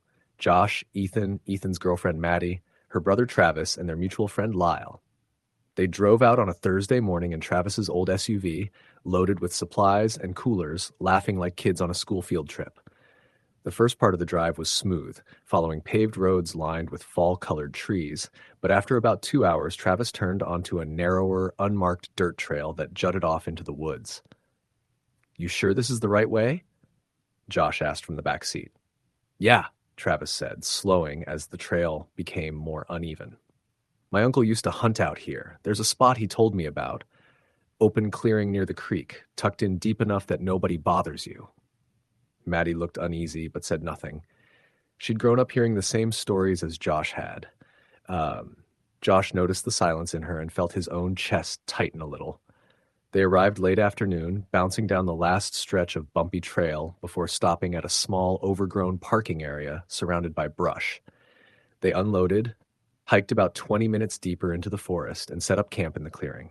The place was beautiful, old trees rising like silent guardians around them, the creek burbling nearby. But there was something else too. It was the quiet. Too quiet. No birds, no squirrels, no insects, just the sound of their own footsteps and breath. Josh tried to shake it off. They pitched tents, built a fire ring, and settled in. That night, they drank, told stories, and laughed. The conversation eventually turned to the woods. "You guys ever hear of the Harrow Man?" Lyle asked, poker-faced. Maddie shot him a look. Don't start with that. Lyle grinned. Come on, it's a local legend. Exactly, Josh muttered. A legend. Not something you bring up in the middle of nowhere. But Lyle went on. They say there was a settler back in the 1700s who lived out here alone after his family got wiped out by disease. Went mad, started carving stuff into trees. It had symbols, runes, whatever you want to call them. One day he just disappeared, and since then, people say you can still see his markings. And if you hear whispering in the trees, it's him trying to lure you deeper. No one laughed. The fire crackled. Josh noticed something then. All the trees around the clearing, they were oddly bare near the base, as if something had stripped the bark. He didn't say anything. That night, sleep didn't come easy. Josh tossed in his tent, eyes on the nylon ceiling. He thought he heard something, soft, far off, a kind of murmuring. He sat up and unzipped the flap, poking his head out. Nothing. The fire was mostly embers. The trees loomed dark, and moonlight filtered in only sparsely. He lay back down, but the unease stayed. In the morning, they found Lyle standing by the creek, barefoot, pale as a ghost. Hey, Ethan called. You good?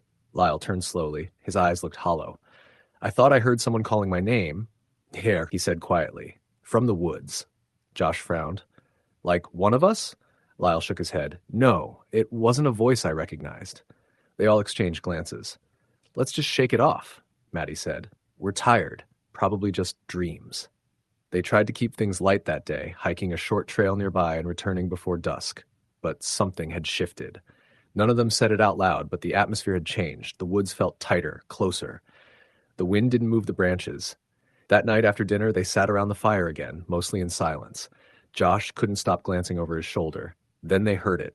Whispering. Very faint. Very real. All of them went quiet, straining their ears. It was unmistakable. Voices, more than one, whispering from the woods, low, raspy, and none of it intelligible. Maddie clutched Ethan's arm. Someone's out there, she whispered. Travis stood, grabbing the flashlight. I'll check it out. No, Josh said, standing too. We stay together. But Travis was already heading toward the tree line. Josh and Ethan followed, flashlights bouncing. The voices stopped. Travis halted near the edge of the clearing. Do you hear that? He asked. Ethan nodded. It just stopped. Josh swept his beam across the trees. The light caught something, a carved symbol on the trunk of an old oak. It was a spiral, but warped, almost like it had been slashed into the bark with a jagged blade. There's more, Ethan whispered. They looked around. More carvings, all fresh.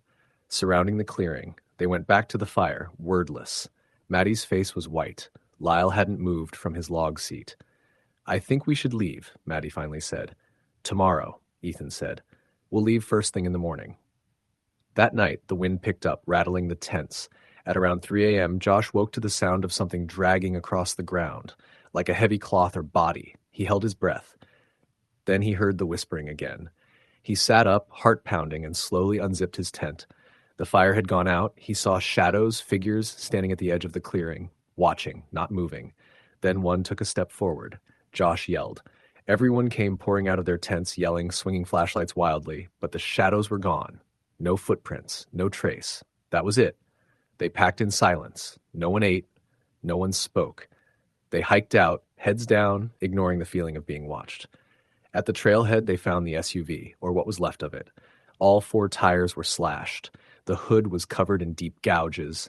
Symbols had been carved into the metal. Travis cursed. What the hell is this? They tried calling for help. No signal. They started walking. After 3 hours, they came to an old fire road. A ranger found them later that day, dehydrated, shaken, walking along the edge of a swampy ditch. They told their story. He said little, only that he'd heard similar tales. Back home, they split off. None of them stayed in touch much after that. Lyle moved out west. Maddie and Ethan broke up. Travis refused to talk about it at all. Josh started waking in the middle of the night to the sound of whispering. It always came from the trees outside his window. One night, he found a spiral carved into the wood of his front door. He moved, but it followed. He never went camping again. And sometimes, in the dead of night, he dreams of Cane Creek, of trees with watching eyes, and voices that never stop whispering. Story the end. The plan was simple, a weekend camping trip deep in the woods of northern Michigan. Just me and my two closest friends, Matt and Sarah. We wanted to escape the city for a couple of days, get back to nature, and maybe get some good stories out of it. We'd all grown up around these parts, and the forest had always been a place for summer hikes and fishing trips. But this time, we wanted something more isolated, farther off the beaten path. We packed our gear in the morning, and by noon, we were driving north, windows down, wind whipping through the truck. The highway gave way to gravel roads, and soon enough, the trees thickened around us like a green fortress. We followed directions Matt had found online, a barely marked trail leading to an old logging camp that supposedly had a clearing perfect for camping. The last half mile we had to hike in with our packs, but the trail was easy enough, and the sun was still bright through the canopy. The forest was alive with the sounds of summer. Birds calling, cicadas buzzing, the occasional rustle of something moving through the underbrush. We joked and teased each other to keep spirits high. Sarah was the most experienced camper among us. She had been on a few serious backpacking trips in the Rockies and took the lead with the map and compass.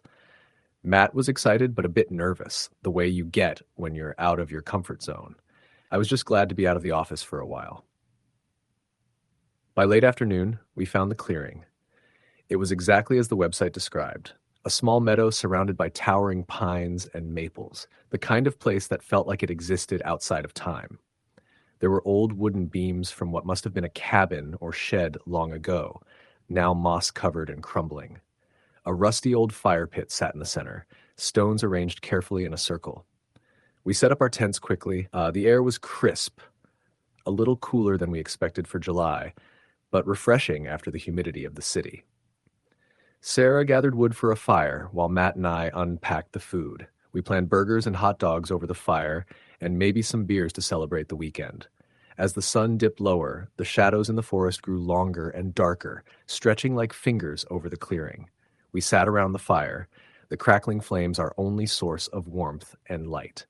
Matt was telling a story about a ghost he'd heard about from his grandfather, something about a lost logger who wandered the woods in the 1800s, searching for his family but never finding them, doomed to roam the forest forever.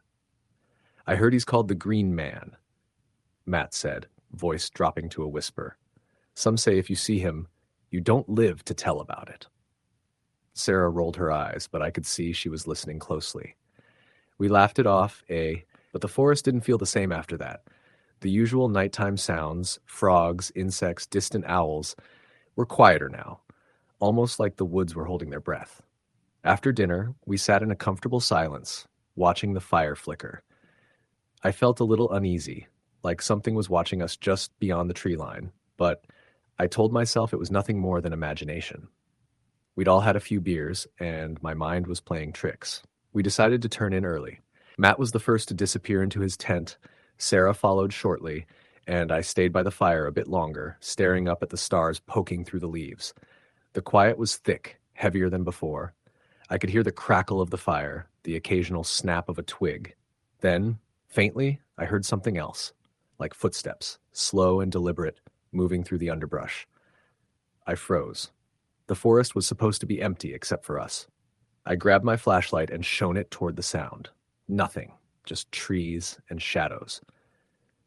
I shook my head and closed my eyes, telling myself it was a deer or some other animal. But the footsteps came again, closer this time, crunching leaves, snapping small branches. My heart was pounding. I whispered to myself to calm down, but the feeling in the pit of my stomach told me to run. Suddenly, a low, guttural sound echoed through the trees. A growl, or maybe a voice, but twisted and unnatural. I swung my flashlight wildly, trying to find the source, but it was gone. The fire flickered and died with a sudden gust of wind, plunging me into darkness. I scrambled to relight it, hands shaking. The flashlight flickered once, twice, then cut out completely. I heard a whisper, soft but clear, "Go." I jumped up and ran toward the tents. Sarah and Matt were already awake, faces pale in the dim glow of their lanterns. "Did you hear that?" I asked, voice barely above a whisper. Matt nodded. "I heard it too. Something's out there." Sarah was trying to calm us down. "It's probably just animals. Let's stick together, keep the fire going." We huddled together, passing the lighter back and forth, coaxing the fire back to life. Once it was burning again, the forest seemed less menacing, but I could still feel eyes watching us from the dark. That night, sleep came fitfully, haunted by strange dreams. I dreamt of a man with green skin, eyes glowing like embers, standing at the edge of the forest, beckoning me with a crooked finger. When I reached out to touch him, he vanished into the trees, leaving a cold emptiness behind. At dawn, the forest seemed to breathe again. The normal sounds returned, birds singing, leaves rustling gently. We packed up quickly, eager to leave. But as we crossed the clearing, Matt stopped. "Look," he said, pointing to the edge of the meadow. There in the grass were footprints. Large, barefoot, pressed deeply into the soft earth, leading away into the woods. We looked at each other, uneasy. "No way those are animal prints," Sarah said quietly. Matt bent down to inspect them. "They look human, but wrong. Too big, and the toes are longer, like claws." We decided not to follow the tracks. Instead, we took a different route back, sticking to the marked trail. The hike out felt longer, as if the forest was trying to keep us there. Shadows moved at the edge of our vision. Strange noises echoed between the trees, and once or twice we caught glimpses of something, tall, thin, pale, that vanished whenever we turned to look. By the time we reached the truck, the sun was high, and the normal world returned with a rush of relief. We didn't talk much on the drive back. Something unspoken lingered between us, a shared sense that we had crossed into something we didn't understand. Back in the city, life returned to normal, but the forest stayed with me. At night, I'd sometimes hear the faint tapping of sticks against wood, soft whispers just beyond the window. And once, I swear I saw a pale figure standing at the edge of the woods across the street, watching. Matt and Sarah never wanted to go camping again. Me, I'm not so sure. Part of me wants to go back to find out what really lives in those woods and maybe why it's waiting. Story the end. The sun was just beginning to dip below the horizon when my friends and I arrived at the edge of Pine Ridge Forest. It was late October, the air crisp with the bite of approaching winter, and the trees around us were in the final throes of autumn, fiery reds, deep oranges, and faded yellows. We had planned this weekend for months, a camping trip away from phones, work, and city noise. Just the four of us, me, Sarah, Mike, and Jake, headed into the woods for 2 days of hiking and storytelling. It was supposed to be a break, a chance to disconnect and enjoy the outdoors. But Pine Ridge wasn't just any forest. Locals called it Whispering Pines, and stories about it were everywhere. Some said it was haunted, cursed, or home to things that didn't belong in this world. We didn't believe it, of course. Ghost stories were just that, stories. They made great campfire tales, but we were all rational people. Mike even joked about how he'd bring his hunting rifle just in case any ghosts got rowdy. We parked the car at a small dirt lot near the trailhead and double-checked our packs. The forest welcomed us with the scent of damp pine needles and earth, and the crunch of leaves beneath our boots echoed softly. Our plan was to hike in a few miles, set up camp near an old abandoned logging cabin that Mike had found on a map, and spend the night there. From what we knew, the cabin had been empty for decades, but it was a popular spot for campers who liked a bit of adventure. The hike was beautiful, peaceful, and uneventful. As the sun lowered, the trees grew taller and the shadows deeper.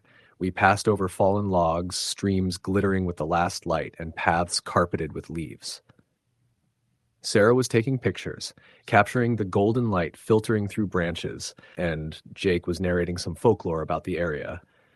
I was just trying to keep up. Around 6 p.m., we reached the cabin. It was a small, weather-beaten structure with a sagging porch and boarded-up windows. The smell of damp wood and decay hung in the air. Mike kicked at the dirt near the doorway. "This place has been abandoned since the 70s, he said. "I read that the last family left in a hurry, but no one knows why." We set up our tents in a clearing nearby, gathered wood for a fire, and settled in as darkness crept over the forest.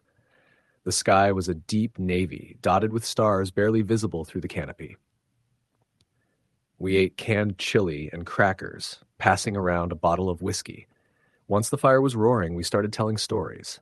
Mike went first, retelling the local legends about Whispering Pines, disappearances, strange lights seen deep in the forest, whispers heard at night that no one could explain.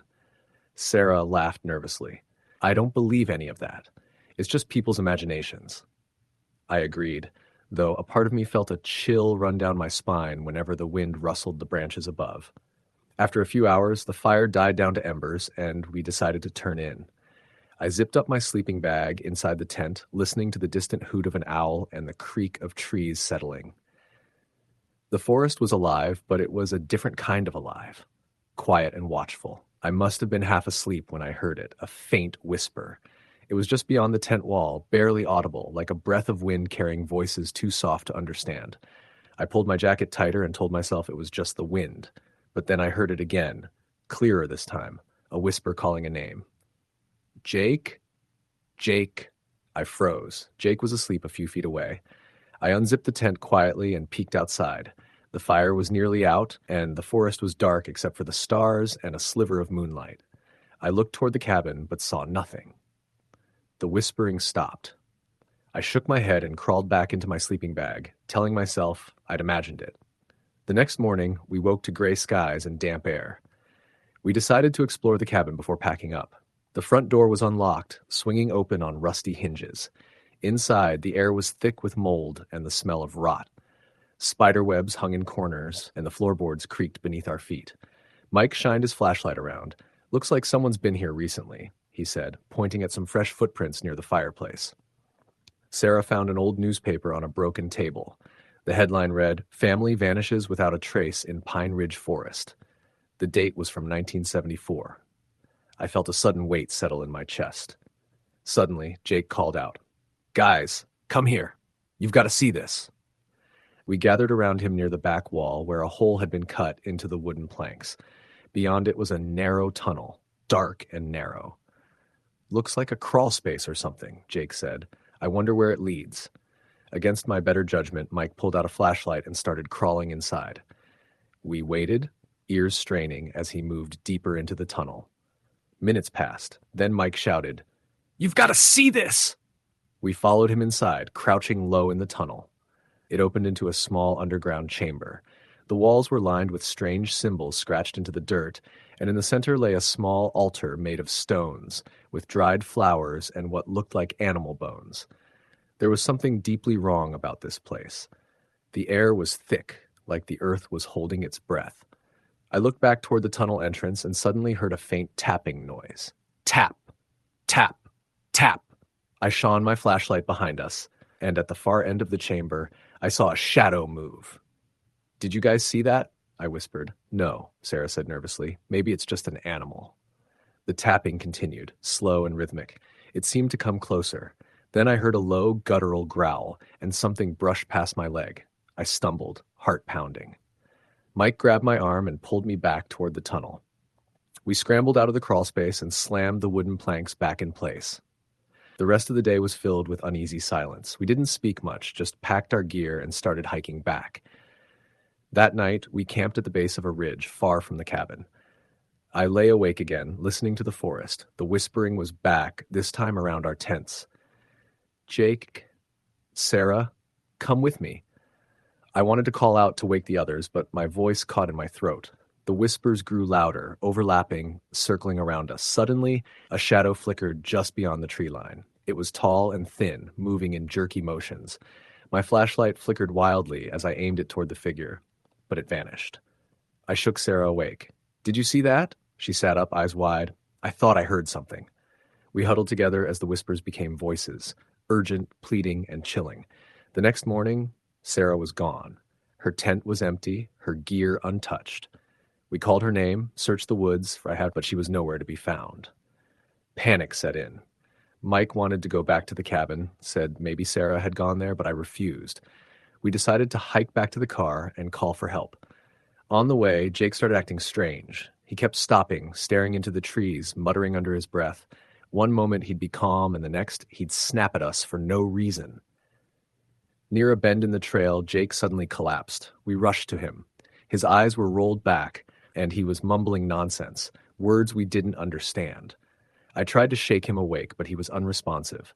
After what felt like an eternity, he gasped and looked at me with eyes that didn't seem his own. "You can't leave," he whispered. "They won't let you." I didn't know what to say. We managed to get him back on his feet, but he was weak and trembling. When we finally reached the parking lot, The car was gone. No sign of tires, no broken glass, just empty space where we'd left it. We were stranded. The forest around us seemed to close in, the trees whispering secrets we couldn't understand. We started walking toward the highway, hoping someone would pass by. Hours later, a truck slowed down and stopped. The driver, an older man, looked at us with concern. "Lost, huh?" he said, shaking his head. "You folks shouldn't be out here after dark." We climbed in, and as we drove away from Pine Ridge, I looked back at the dark forest disappearing behind us, but even miles away, the whispers seemed to linger in my mind. The police never found Sarah or Jake. Mike and I barely spoke after that. Sometimes when I'm alone at night, I hear the whispering again, calling my name. Story the end. The sun was already dipping behind the thick stand of oaks and pines when we pulled off the 2-lane highway onto the narrow dirt road leading into Black Hollow. I remember feeling a knot in my stomach as the car bumped along the uneven path, flanked by dense woods, thick, so thick you couldn't see more than a few feet through the underbrush. The place was remote, miles from the nearest town, and the kind of forest that locals avoided after dark. At least that's what we'd heard. I was with 3 friends, Sarah, my cousin Jake, and his girlfriend Emily, and we decided on a weekend camping trip. The idea was simple: disconnect from the city, camp under the stars, and maybe explore some trails nobody else bothered with. Black Hollow was perfect because it wasn't on any official maps. A few online posts mentioned it, but it was mostly forgotten, overgrown, and wild. We arrived at the makeshift parking area just as twilight turned the sky to shades of purple and pink. The air smelled like pine and damp earth, mixed with a chill that seemed out of place for early September. Jake grabbed the backpack with our gear, and Emily pulled out the map she'd printed from a hiking forum. "The clearing should be just up this ridge," she said, squinting at the dimming light. Sarah and I followed quietly, our boots crunching leaves and twigs as we wound deeper into the woods. The path was barely a trail, more like a deer run, winding between gnarled tree trunks and dense brambles. The forest closed in around us, shadows stretching long, making the trees look like giant black sentinels. Every so often a bird cawed or the wind rustled dead leaves, but mostly it was silence, heavy, oppressive silence that pressed against your ears like a weight. After about 45 minutes of hiking, Emily stopped suddenly. "Here," she whispered, pointing to a small clearing. It was maybe 30 feet across, surrounded by towering maples and cedars. The ground was soft and mossy, scattered with rocks that looked like an old fire ring. A fallen log lay on one edge, the perfect spot to sit. We unpacked our gear quickly, setting up 2 tents and starting a small fire. Jake pulled out some sausages from the cooler, and Sarah unpacked marshmallows. The fire crackled, its warmth and light a sharp contrast to the dark woods pressing in all around us. As night fell, the stars blinked on one by one. We sat in a circle, sharing stories and laughing, the kind of laughter that feels free and easy when you're surrounded by friends and far from the buzz of city life. But beneath it all, I couldn't shake the feeling of being watched. Jake noticed it too. "You guys feel that?" he asked, glancing nervously into the shadows beyond the firelight. "Like, something's out there?" Emily rolled her eyes. "Come on, Jake. It's just the woods. You're being paranoid." But Sarah and I both agreed something was off. The woods were too quiet. No insects, no animals, nothing. Just an eerie stillness that felt unnatural. Around 11 p.m., Jake decided to take a walk to clear his head. He grabbed a flashlight and said he'd be back in 15 minutes. We nodded, watching his figure disappear down the faint path. Minutes passed. The fire died down. The air grew colder. Then we heard it. A faint, dragging sound coming from the direction Jake had gone. It was slow, deliberate, like someone moving through underbrush, but with a heavy footfall. "Jake?" Sarah called out softly. No answer. Emily grabbed her phone to call his name, but there was no service. We stood up, flicking on our flashlights, and started walking toward the sound. The beam cut through the darkness, landing on twisted branches and gnarled roots, but no Jake. The dragging sound stopped as suddenly as it had started. Then we saw it. Footprints. Large, uneven, and oddly spaced as if someone or something was limping. They led deeper into the woods, away from the trail. "Jake's not here," I said, voice shaking. Sarah frowned. "Should we go back to camp and wait?" Emily hesitated. "No, we need to find him. He could be hurt." We followed the footprints, stepping carefully over roots and rocks. The forest grew darker, the trees closing in tighter. The cold wrapped around us like a shroud, and my flashlight flickered briefly. I shivered. After about 10 minutes, we came to a small clearing. There was Jake, lying on the ground, his eyes wide open but unblinking. He wasn't breathing. "Jake!" Sarah screamed, running to him. I checked his pulse. There was none. Emily pulled out her phone, but still no signal. Panic set in. Suddenly, a gust of wind swept through the clearing, rustling the leaves in a fierce whisper. The shadows seemed to shift, and for a fleeting moment I thought I saw a figure standing just beyond the tree line.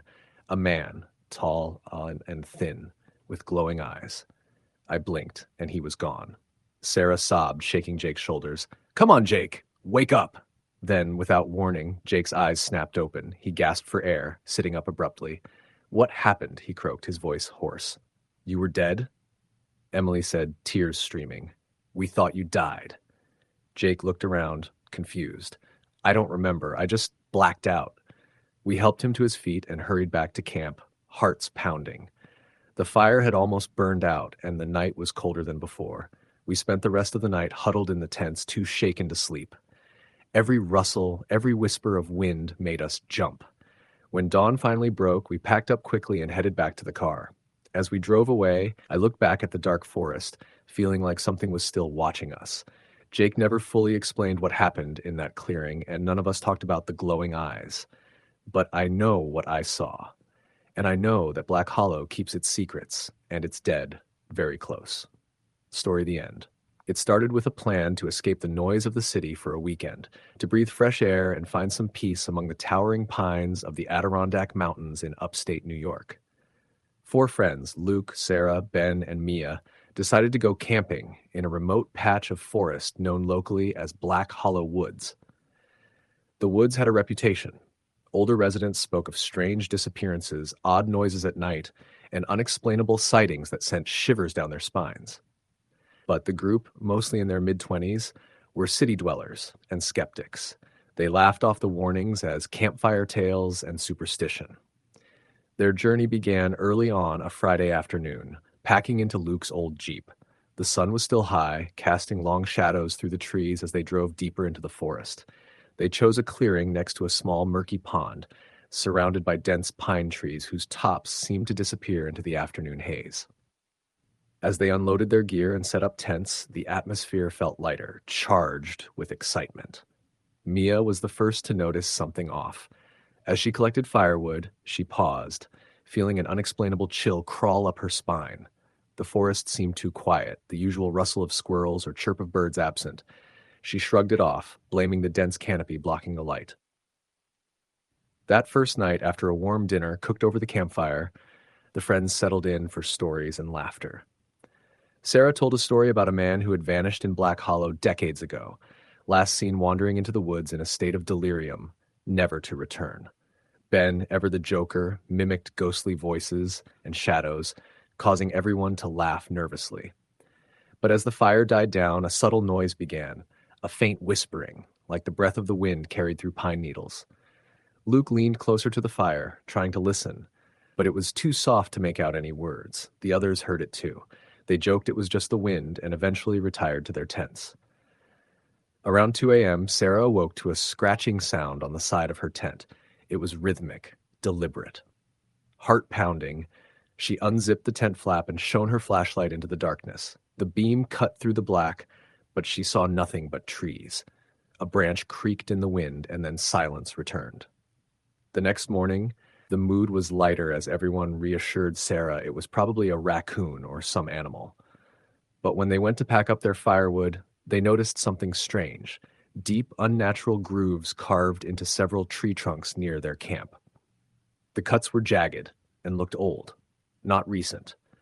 Curious and a bit uneasy, they followed a faint trail that led away from their clearing and deeper into the woods. The trail narrowed quickly and the trees grew closer together, their branches intertwining like twisted fingers blocking the sunlight. The air grew colder and heavier. Ben, always the boldest, pushed forward, brushing aside brambles and fallen leaves. Suddenly, he stopped, staring at the ground. "Look at this," he whispered.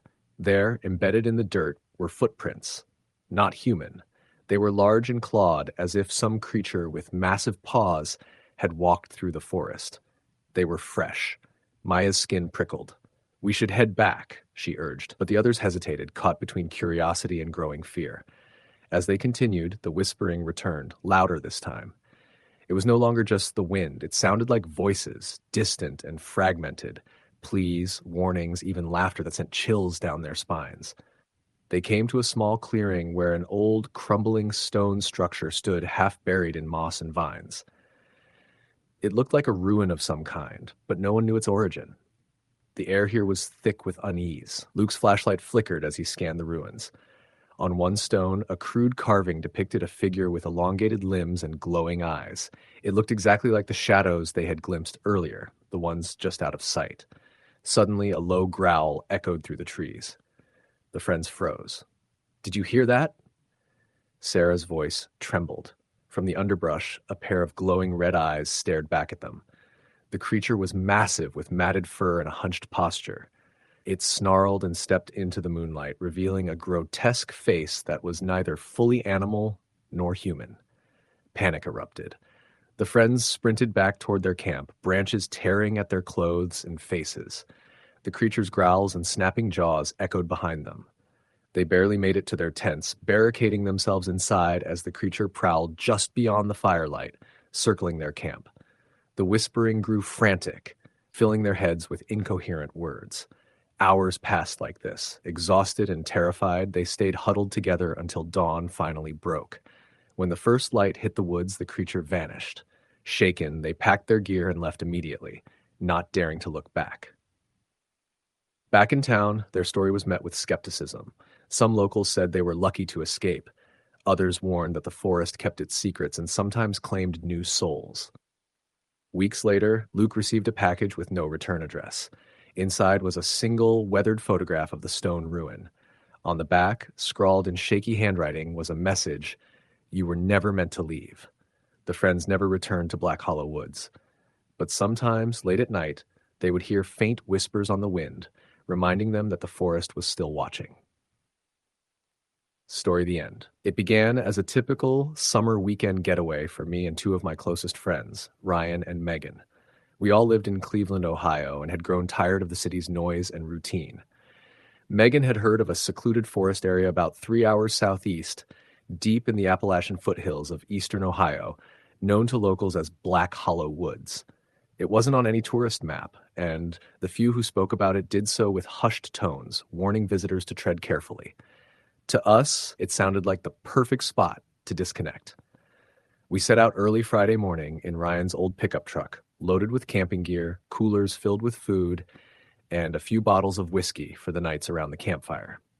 The drive was scenic at first, winding through rolling hills and farmland, but as we got closer, the trees thickened and the roads turned narrower, gravel-covered, and rough.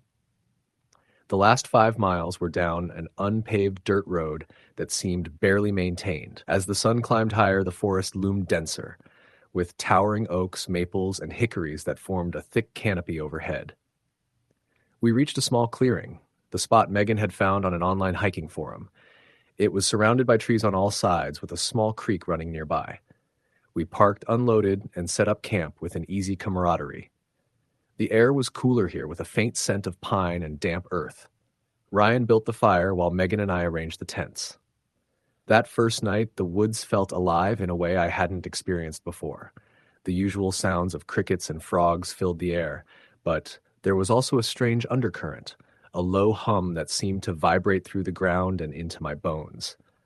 Around midnight, after the whiskey had warmed us, Megan mentioned hearing soft footsteps outside the perimeter of our firelight. We joked nervously that it was probably an animal or a deer. But the feeling of being watched lingered. I was the first to wake up the next morning. The woods were eerily quiet, the birds strangely silent. I stepped out of my tent to stretch and noticed the creek nearby had small ripples on its surface, though no breeze stirred the air. As I looked deeper into the forest, I caught movement, something pale darting behind the trees. I blinked, and it was gone. Breakfast was subdued.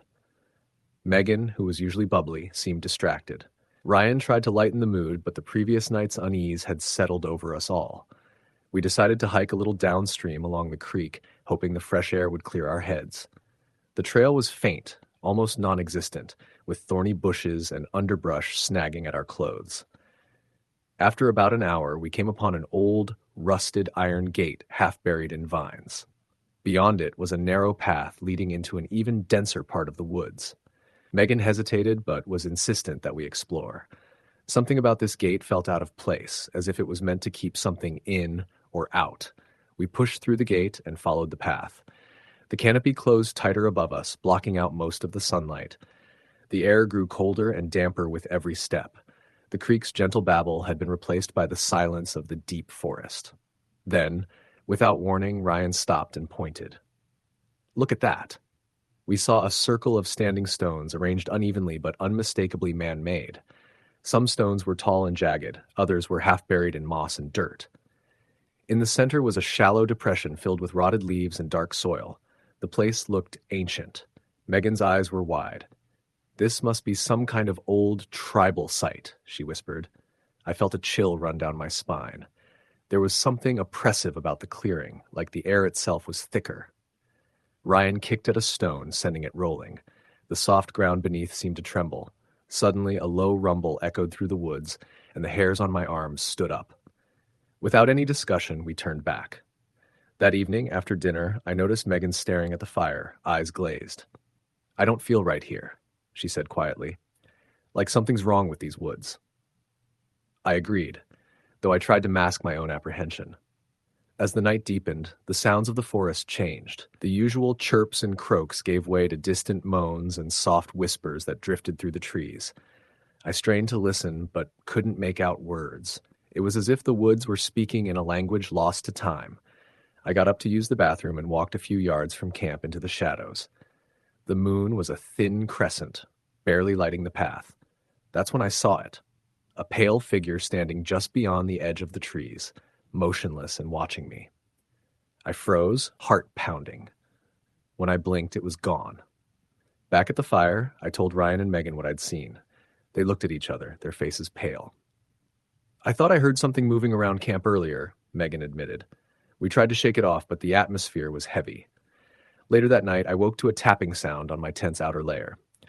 Light at first, then persistent. I pulled back the flap and shined my flashlight around, but saw nothing. The tapping stopped. I lay awake, listening. The whispers grew louder, chanting softly now, mingled with what sounded like footsteps circling the camp. Suddenly, a scream pierced the air. Raw, desperate. It was Megan. We scrambled out of our tents, grabbing flashlights and calling her name. She was standing at the edge of the clearing, trembling, eyes wide with terror. "There's someone there," she whispered. "Watching me." Ryan tried to calm her, but she was shaking too hard to speak. We decided to pack immediately. As we loaded the truck, the woods seemed to close in. Branches scraped against the sides, shadows flickered just beyond our vision, and the whispers never stopped. When we finally drove away, the weight lifted. The normal sounds of the forest returned, birds singing, the wind rustling leaves. Weeks later, back in Cleveland, I couldn't shake the memories. Megan called one night, voice trembling. "I looked it up," she said. "Black Hollow Woods. It's infamous around here." Stories of people disappearing, strange lights, voices. She read me a local legend about a curse placed on the forest centuries ago by a settler who was accused of witchcraft. They said his spirit and those he wronged still lingered, trapped among the trees. I haven't been back since. Sometimes when the night is quiet and I'm alone, I swear I hear whispers on the wind, calling my name, beckoning me back to Black Hollow. Story the end. The woods behind our town had always been the kind of place you heard about but never went near after dark. Growing up in rural Pennsylvania, everyone had their stories. Tales passed down about strange lights, disappearing hikers, and voices that called you deeper into the trees. Most people laughed them off, chalking them up to old legends or pranksters. But when I was 19, I learned firsthand that some stories aren't just stories. It started with a group of us planning a weekend camping trip. I was in my first year of college and had reconnected with a few friends from high school: Emily, Mark, Sarah, and Josh. We wanted a break from campus life, somewhere off the grid. Emily's older brother had mentioned a remote area called Pine Ridge Woods, about 20 miles from town. It wasn't on any tourist maps, and the locals avoided it, saying it was cursed or haunted. Perfect for what we wanted. We packed up on a Friday afternoon. Tents, sleeping bags, food, and enough supplies to last us 2 nights. We decided to leave early enough to set up camp before dark, then hike a bit on Saturday and come back Sunday afternoon. The drive out was uneventful. As we got closer, the road narrowed and turned into a gravel path. The trees grew taller and thicker, casting shadows even in the midday sun. When we reached the small clearing where we planned to camp, there was a worn-out wooden sign nailed to a tree that read, "No trespassing." Someone had scribbled underneath it, "Leave now." We laughed it off, thinking it was a prank. We were young and stupid. The campsite was small but cozy, a flat spot surrounded by pines with a shallow creek nearby. We pitched our tents quickly, eager to explore before sunset. The forest felt different here. The air was cooler, and an eerie silence hung over everything. No birds, no insects, just the quiet crunch of our boots on dead leaves. That first night around the campfire, we shared stories.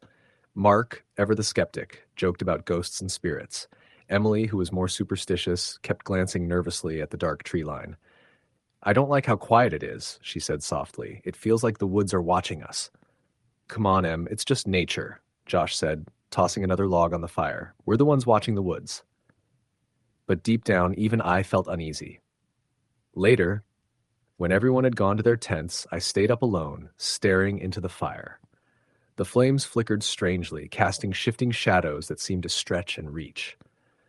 That's when I heard it, a faint whispering, like the wind carrying voices, but the creek was still, and the air was dead calm. At first, I thought it was my imagination, but the whispers grew louder, forming words I couldn't quite understand. I shivered and zipped up my sleeping bag, trying to ignore it. Around 2 a.m., I woke to a sharp tapping on the side of my tent. Heart pounding, I unzipped the flap just enough to peek out. Nothing but darkness. Then, just beyond the firelight, I saw a figure, a tall, thin man in tattered clothes, his face obscured by shadows. He didn't move, just stood there, staring at me. I blinked, and he was gone. I woke the others, but no one else had seen anything. The next morning, Emily was missing. We searched frantically, calling her name through the thick woods. There was no sign, no footprints, no broken branches, nothing. It was as if she had simply vanished. Panic set in, but none of us wanted to admit what we were beginning to suspect. We decided to pack up and leave, but as we tried to retrace our steps, the forest seemed different. Trails we had walked the day before had disappeared or twisted in impossible ways. Trees that had been on the right were now on the left. Our compass spun wildly. Hours passed as we wandered, but the path out remained elusive. At night, the whispering voices returned, louder and more insistent. Shadows flitted between the trees, and the temperature dropped sharply. Mark swore he saw Emily's face in the darkness, mouthing a silent warning. On the third day, Josh was gone. This time we found his torn jacket snagged on a thorn bush, but no other trace. Sarah and I were alone. Desperation overtook us.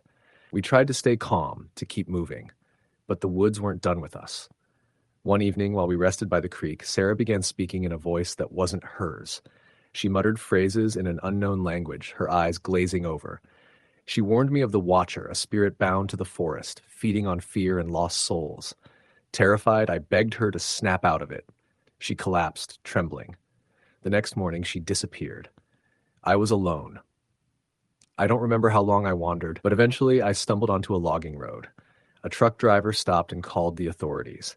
When the search parties came, they found evidence of the others, tents, personal belongings, but no bodies. The forest had kept its secrets. I still have nightmares about those woods. I hear the whispers sometimes, and I know the Watcher waits, hungry for the next lost soul. Some places are meant to stay empty. Story the end. A few years ago, I went on a weekend camping trip with 2 friends, Darren and Michael, deep into the woods of northern Pennsylvania, not too far from the Allegheny National Forest. We'd been planning it for weeks. Michael had read about this secluded patch of land on a backpacking forum. It wasn't part of any official campground, but some experienced hikers swore it was one of the best hidden gems for stargazing and peace. There were no facilities, no marked trails, just wilderness. We all lived in Pittsburgh at the time, stuck in a city rhythm that wore us down by Friday each week. So this trip was our escape. Darren was the most outdoorsy of us. He had all the gear: hiking boots, a lightweight tent, a backpack with compartments for every imaginable item. Michael was more the researcher, always reading about the places we visited, fascinated by history and obscure legends. Me, I was somewhere in the middle. I liked the quiet of nature, but never quite shook the feeling of being exposed when there were no walls around. We left early Friday morning. After 4 hours of driving, we left the main road for a one-lane dirt path that wound deep into the forest. We followed Michael's printed map and GPS coordinates for about another 45 minutes. Eventually, the road turned too rough even for Darren's Jeep, so we parked and hiked the last couple of miles with our packs. The place was remote. The trees stood close together, casting long shadows even in midday. Moss carpeted the forest floor, and there was a stillness that felt unnatural. Not the usual buzzing of insects or chirping of birds, just silence. It was beautiful, no doubt, but also strangely heavy, like the woods were watching us. We set up camp in a small clearing ringed by old oaks and maples. We were maybe 20 feet from a shallow stream and had just enough room to pitch 2 tents. After unloading our gear and setting up camp, Darren started collecting firewood while I boiled water, and Michael wandered off with his camera. He'd developed a passion for photography and liked capturing scenes untouched by civilization. It was around 5 p.m. when Michael returned. He was quiet, more than usual. He dropped into a camp chair and stared at the fire pit, not saying anything. Darren and I glanced at each other. "You good?" I asked. Michael looked up like he had just come back from somewhere else. Yeah, just saw something weird." "Weird like what?" Darren prodded. He hesitated. "There's this tree about a quarter mile that way." He pointed north. "Big thing, thick trunk, maybe 6 feet across. It's got these carvings. Not initials or symbols you'd expect, like actual figures. People, little ones. Hundreds of them." Darren snorted. "Sounds like some bored hunter with a pocket knife." Michael shook his head. "No, these are old, weathered deep into the bark, like they've been there for decades, maybe longer." We asked him to show us after we ate. The sun was already dipping and the woods were growing darker, but curiosity overruled caution. We grabbed our flashlights and followed Michael. The tree stood in a small hollow surrounded by other, younger trees. I saw what he meant. The carvings covered nearly the whole trunk. Small, precise figures all shaped like people, arms outstretched, mouths open like they were screaming, every single one. "That's messed up," Darren muttered. The carvings spiraled upward, hundreds of them, some barely visible above our heads. "There's more," Michael said. He led us around to the other side of the tree. At the base, right where the roots emerged, was a hole, like an animal burrow, but wider. Something about it felt wrong. The air coming from it was cold, colder than the evening air around us, and it stank, damp earth, mixed with something else, something metallic. "Let's go back," I said. We all agreed without much discussion. That night, we made a fire and tried to lighten the mood with stories and jokes, but the atmosphere had changed. The woods felt oppressive. As the fire burned low and the forest reclaimed the darkness, we heard things. Not normal forest sounds, snaps of branches underfoot when none of us were moving, short gusts of wind with no direction, what sounded like whispers carried just beyond the range of hearing. Around 1 a.m., we went to our tents. Darren and I shared one, Michael had the other. I lay awake, unable to sleep. Darren was already snoring. The woods were alive in a way I didn't like, too quiet, then suddenly too loud. I heard rustling near the stream, then a long, dragging noise, like something heavy being pulled through leaves. Then I heard Michael scream. I bolted upright and scrambled out of the tent, Darren right behind me. We found Michael's tent open, his sleeping bag half out, no sign of him. We started shouting his name, shining our lights in every direction. The woods swallowed our voices. After 10 minutes of frantic searching, Darren pointed. "There!" About 30 feet away, just beyond the reach of the firelight, Michael stood facing away from us, motionless. "Michael," I called. No response. We walked closer. I noticed his hands were at his sides, limp, his shoulders slumped forward slightly. "Mike?" Darren said again, stepping in front of him. Michael's face was pale, his eyes wide, his pupils huge. He didn't blink. "What happened?" I asked. He looked at me like I was a stranger. "I heard them," he whispered. "They're under the tree. I saw them." "Who?" "The little people. From the carvings. They're real." They move. We didn't know what to do. He was ice cold and shivering. We brought him back to the fire, wrapped him in a blanket, and kept watch the rest of the night. He didn't sleep, just sat there staring at the flames, repeating fragments of things that made no sense.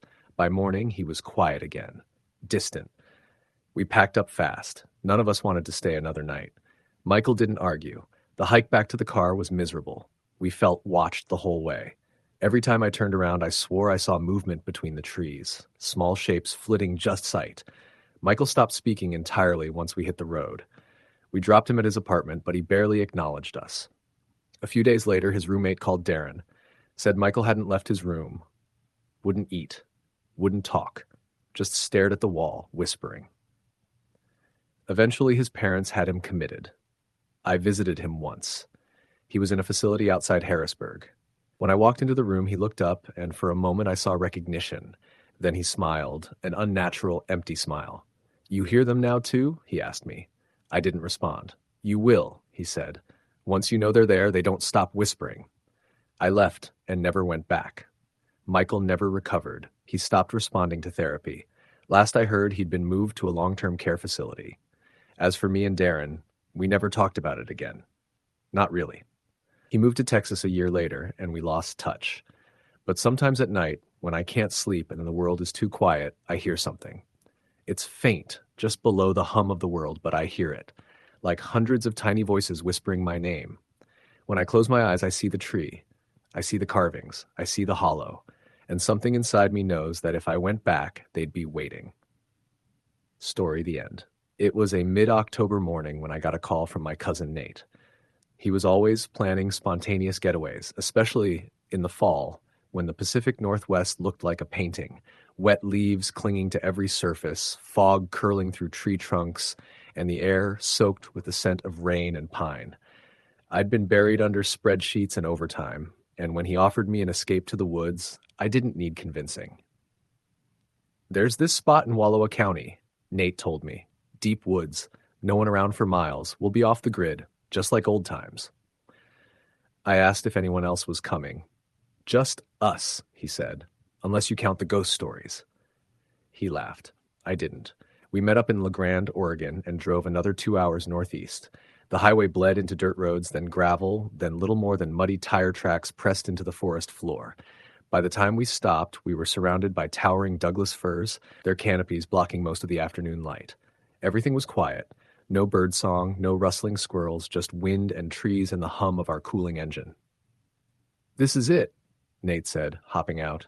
"Couple miles that way, there's an old fire watch tower, supposed to be decommissioned decades ago.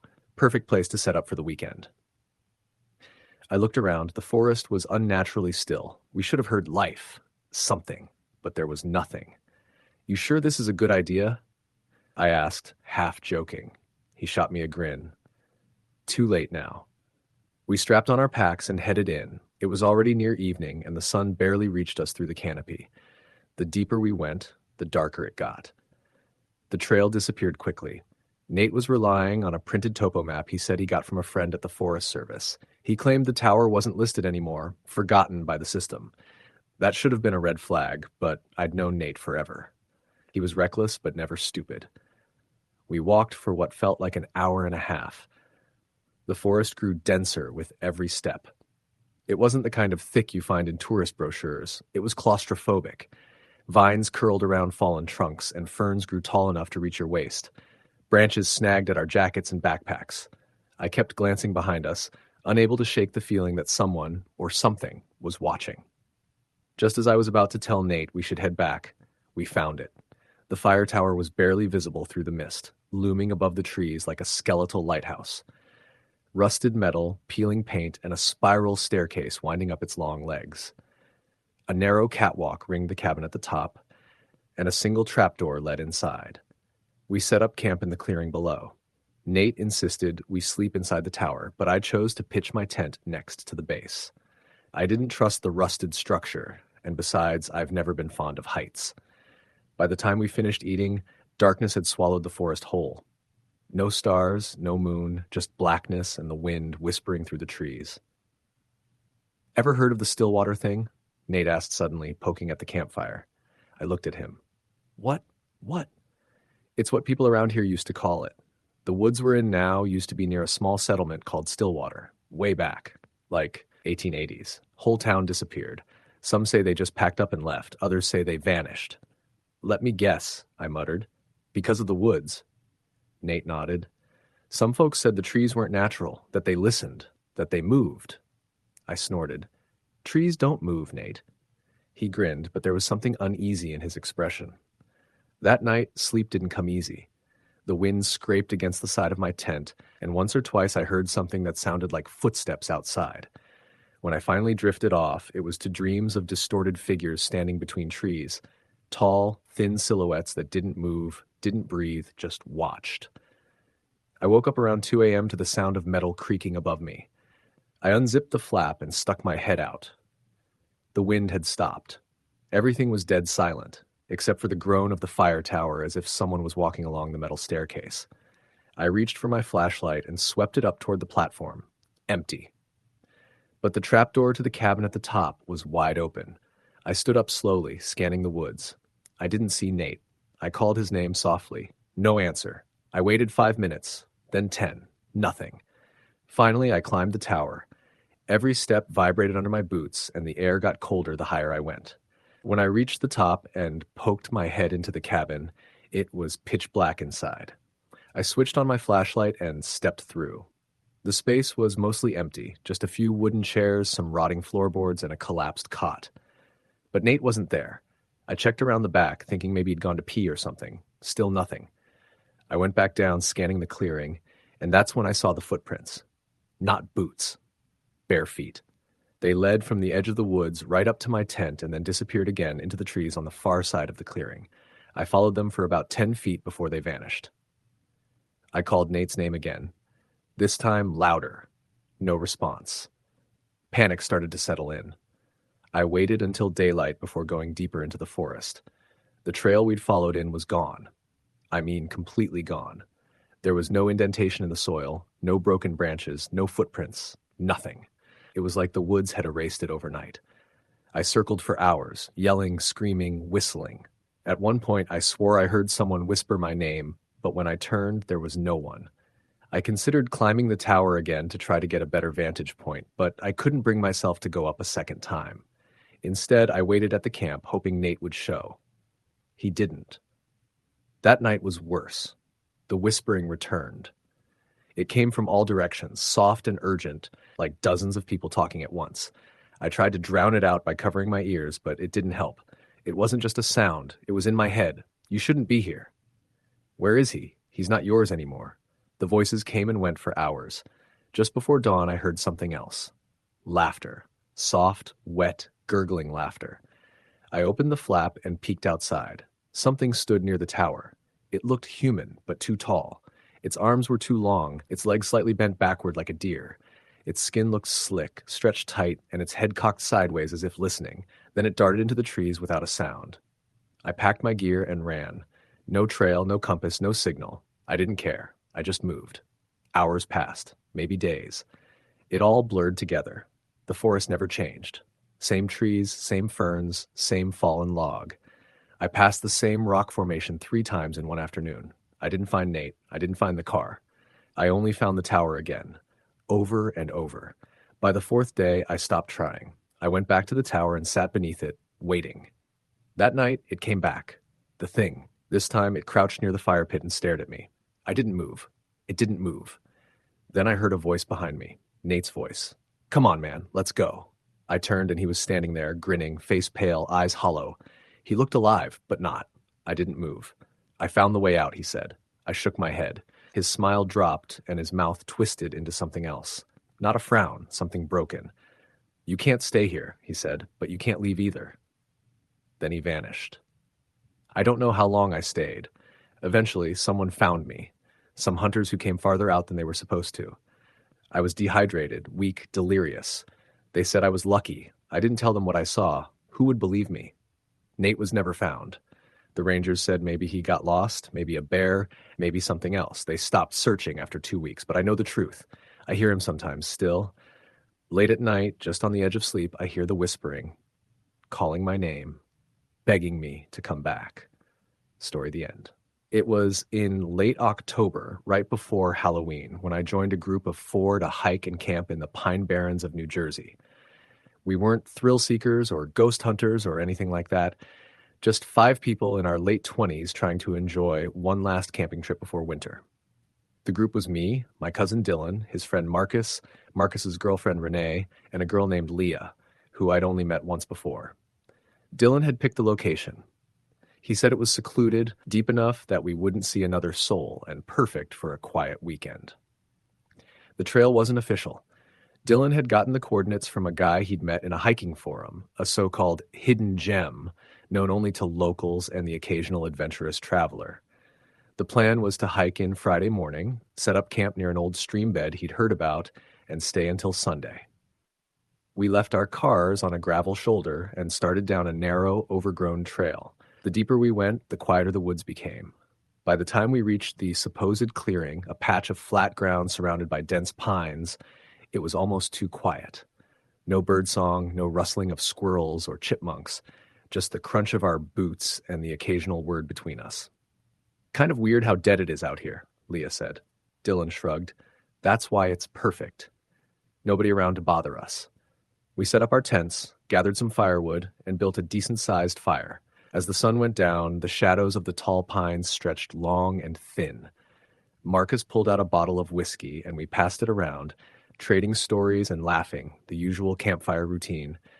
It wasn't until well past midnight that we called it a night and zipped ourselves into our tents. I woke sometime later to the sound of snapping twigs. At first I thought it was an animal, maybe a raccoon or a deer, but then came the whispering, soft, distant voices drifting through the trees. I couldn't make out the words, but the tone was unmistakable. It wasn't wind, it wasn't animals. It sounded like people talking, just far enough away that I couldn't tell what they were saying. I sat up and listened harder. Heart thudding. It lasted maybe a minute, then went silent. In the morning, I didn't say anything at first, assuming it was a dream. But when we were all around the fire making coffee, Renee looked up from her cup and asked, "Did anyone hear people last night?" We all got quiet. "You too?" I said. She nodded. "I swear I heard voices." Marcus shook his head. "It was probably some distant campers or hikers." Dylan scoffed. "Nobody comes out this far." Leah looked uncomfortable. "I didn't hear anything, but this place gives me the creeps, like we're being watched or something." We brushed it off. Went for a hike that day, followed the stream until it turned into boggy, slow-moving marsh. There were old stumps sticking out of the water, blackened and half-rotten, and strange scratch marks on the trees. I told myself it was just animals marking territory. That evening, we sat around the fire again. The mood wasn't as cheerful. Leah kept glancing into the woods. Renee was quiet.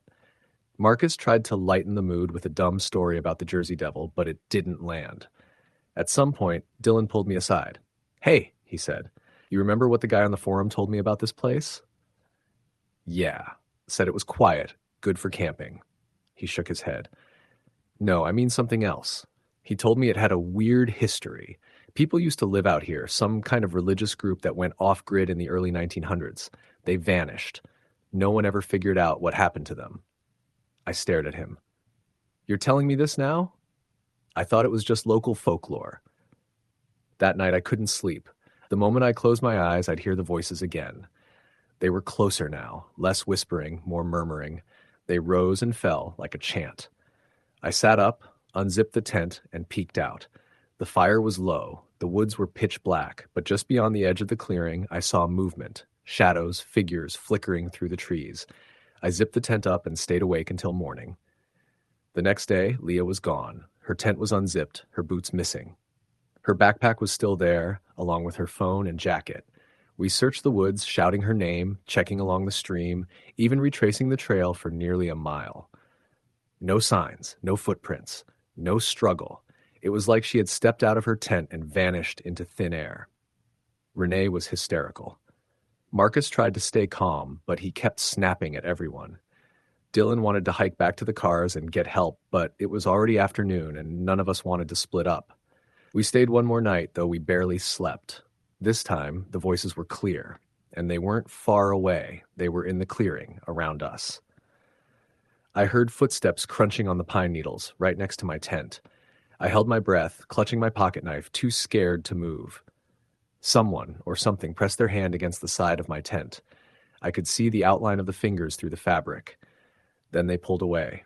When the sun rose, I stumbled out, shaking. Renee was already packing her things. Her eyes were red, and she looked like she hadn't slept a minute. "We're leaving," she said. "Now."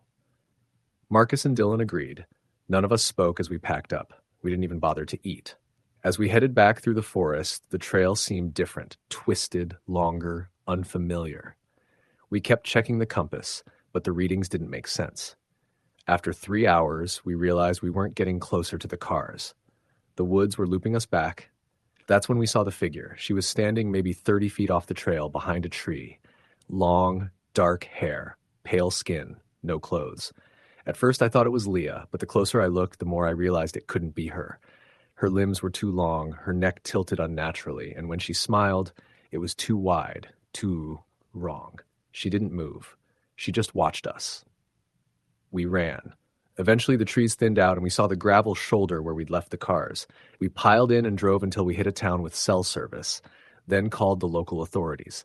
They searched the woods, found our campsite, but they never found Leah. Not a trace. Her prints disappeared about 20 feet from her tent. They questioned us, took statements, asked if we'd been drinking or using drugs. The official report said she was lost under unknown circumstances. That was 4 years ago. I still have dreams about the woods. I wake up hearing the chanting, feeling that cold hand against my tent.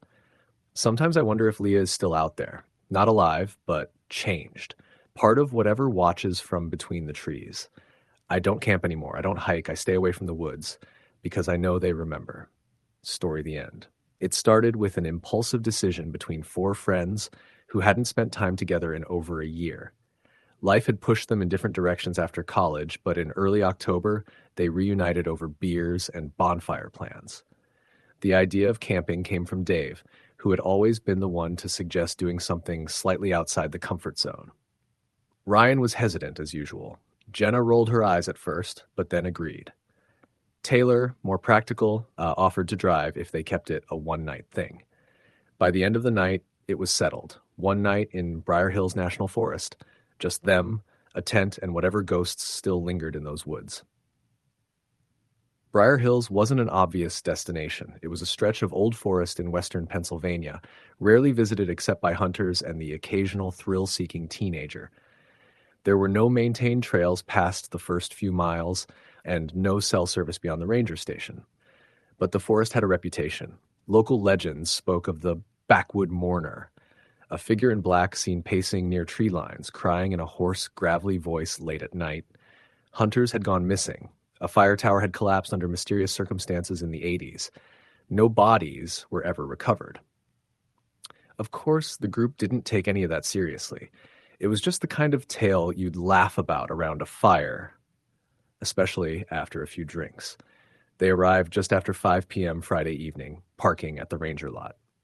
The plan was simple. Hike 3 miles in along a barely marked hunter's trail Taylor had mapped, pitch the tent before dark, start a fire, drink, talk, then hike out in the morning. They underestimated how fast dusk came in October.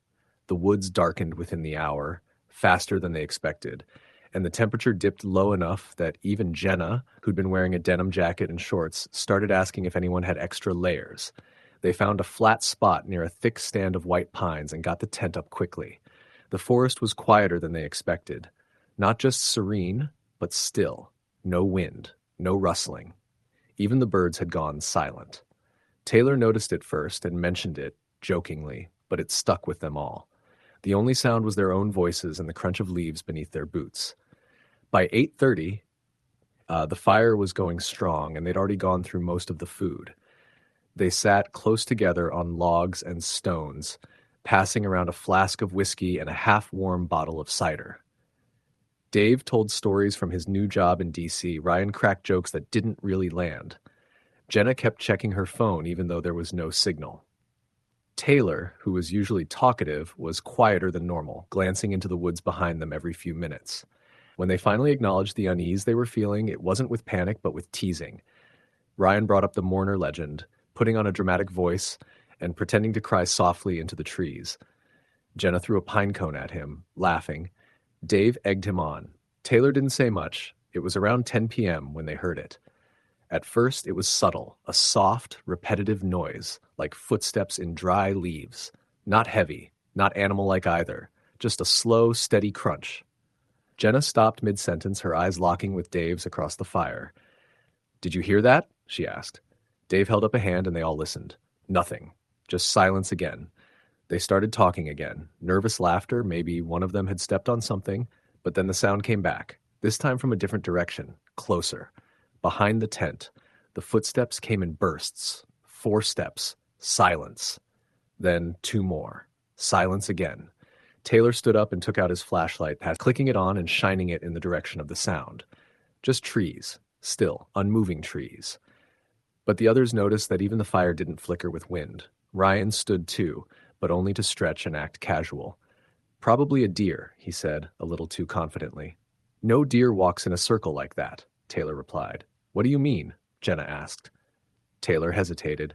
"It's circling us." That made all of them pause. Jenna wrapped her arms tighter around herself.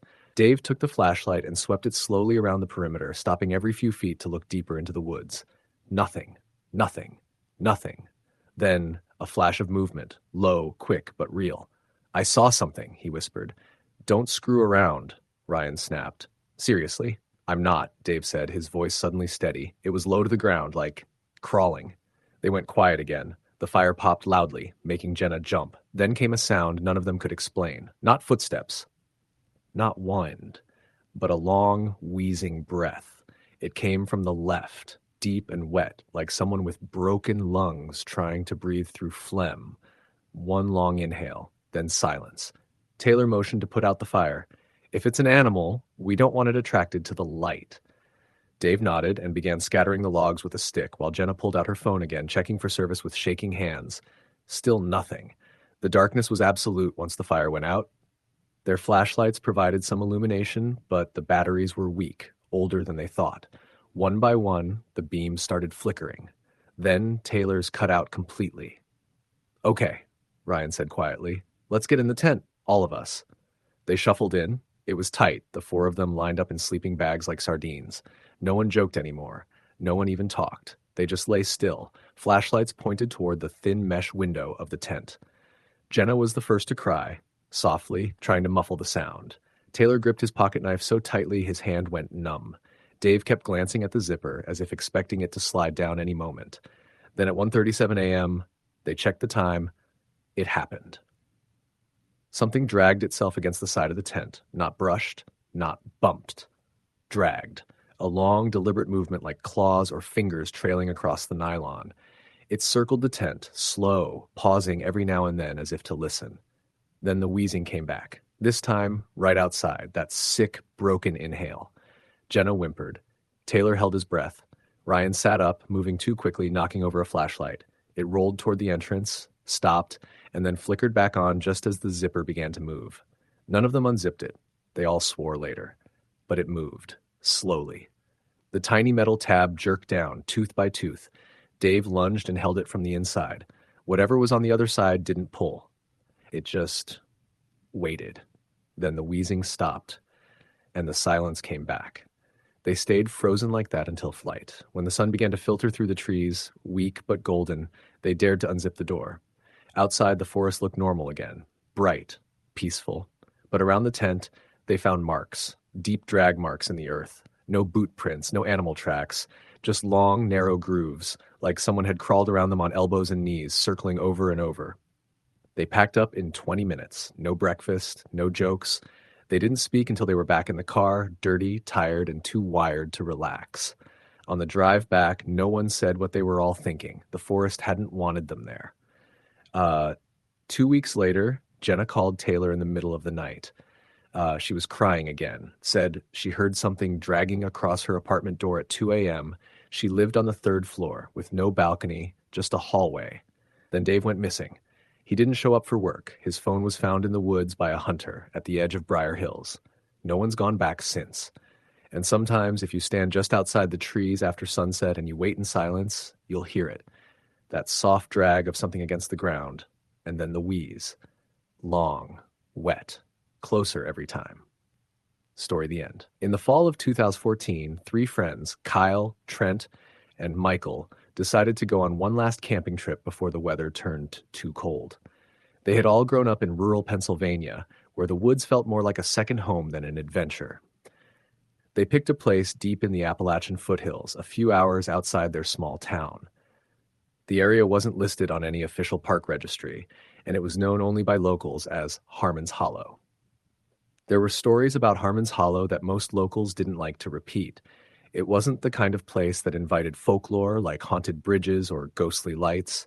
The stories were quieter, more unsettling.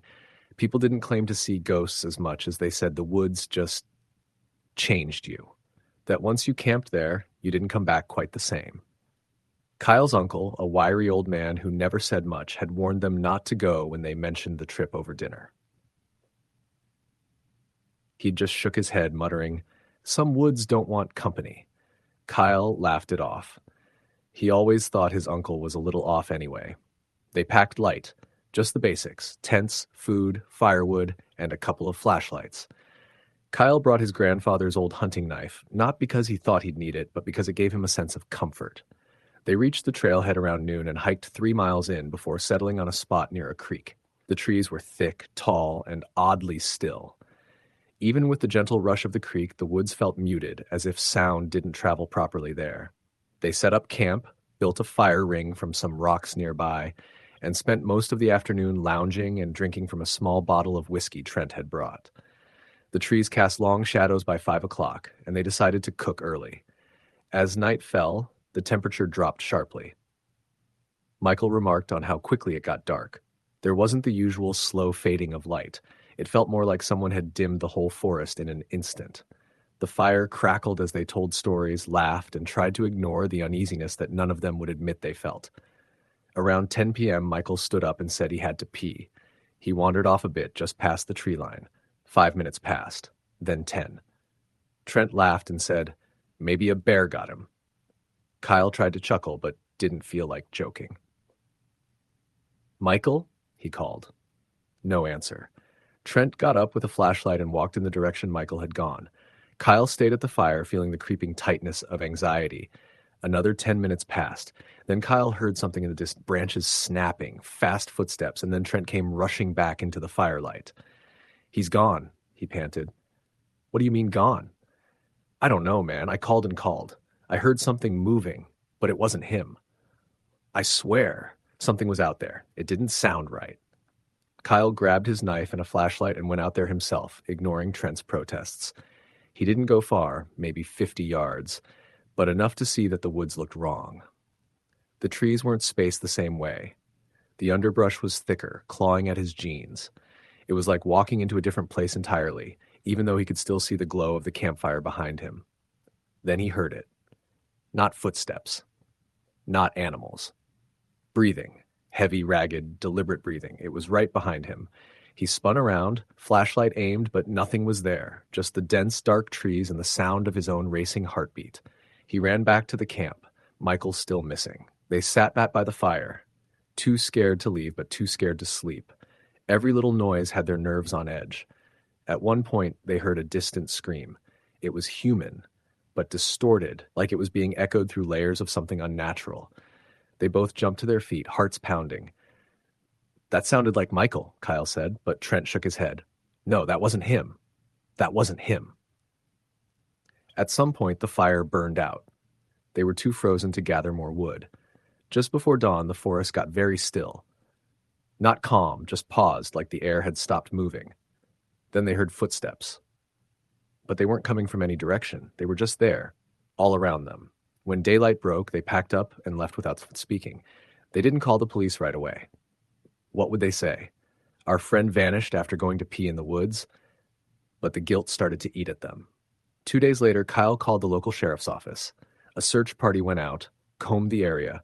No sign of Michael. No blood. No signs of a struggle. Nothing. The official explanation was that he got lost. Maybe fell into the creek and was swept downstream. Maybe got disoriented and walked further than expected. But Kyle and Trent knew that wasn't true. They remembered the scream. They remembered how the woods changed. Months passed. Then Kyle started getting phone calls. They always came around 3 a.m., static on the other end, sometimes breathing. Once he heard someone whisper, "Come back." Trent got them too. The same static, same time of night. His last message was different, though. Clearer. "I see you," the voice had said.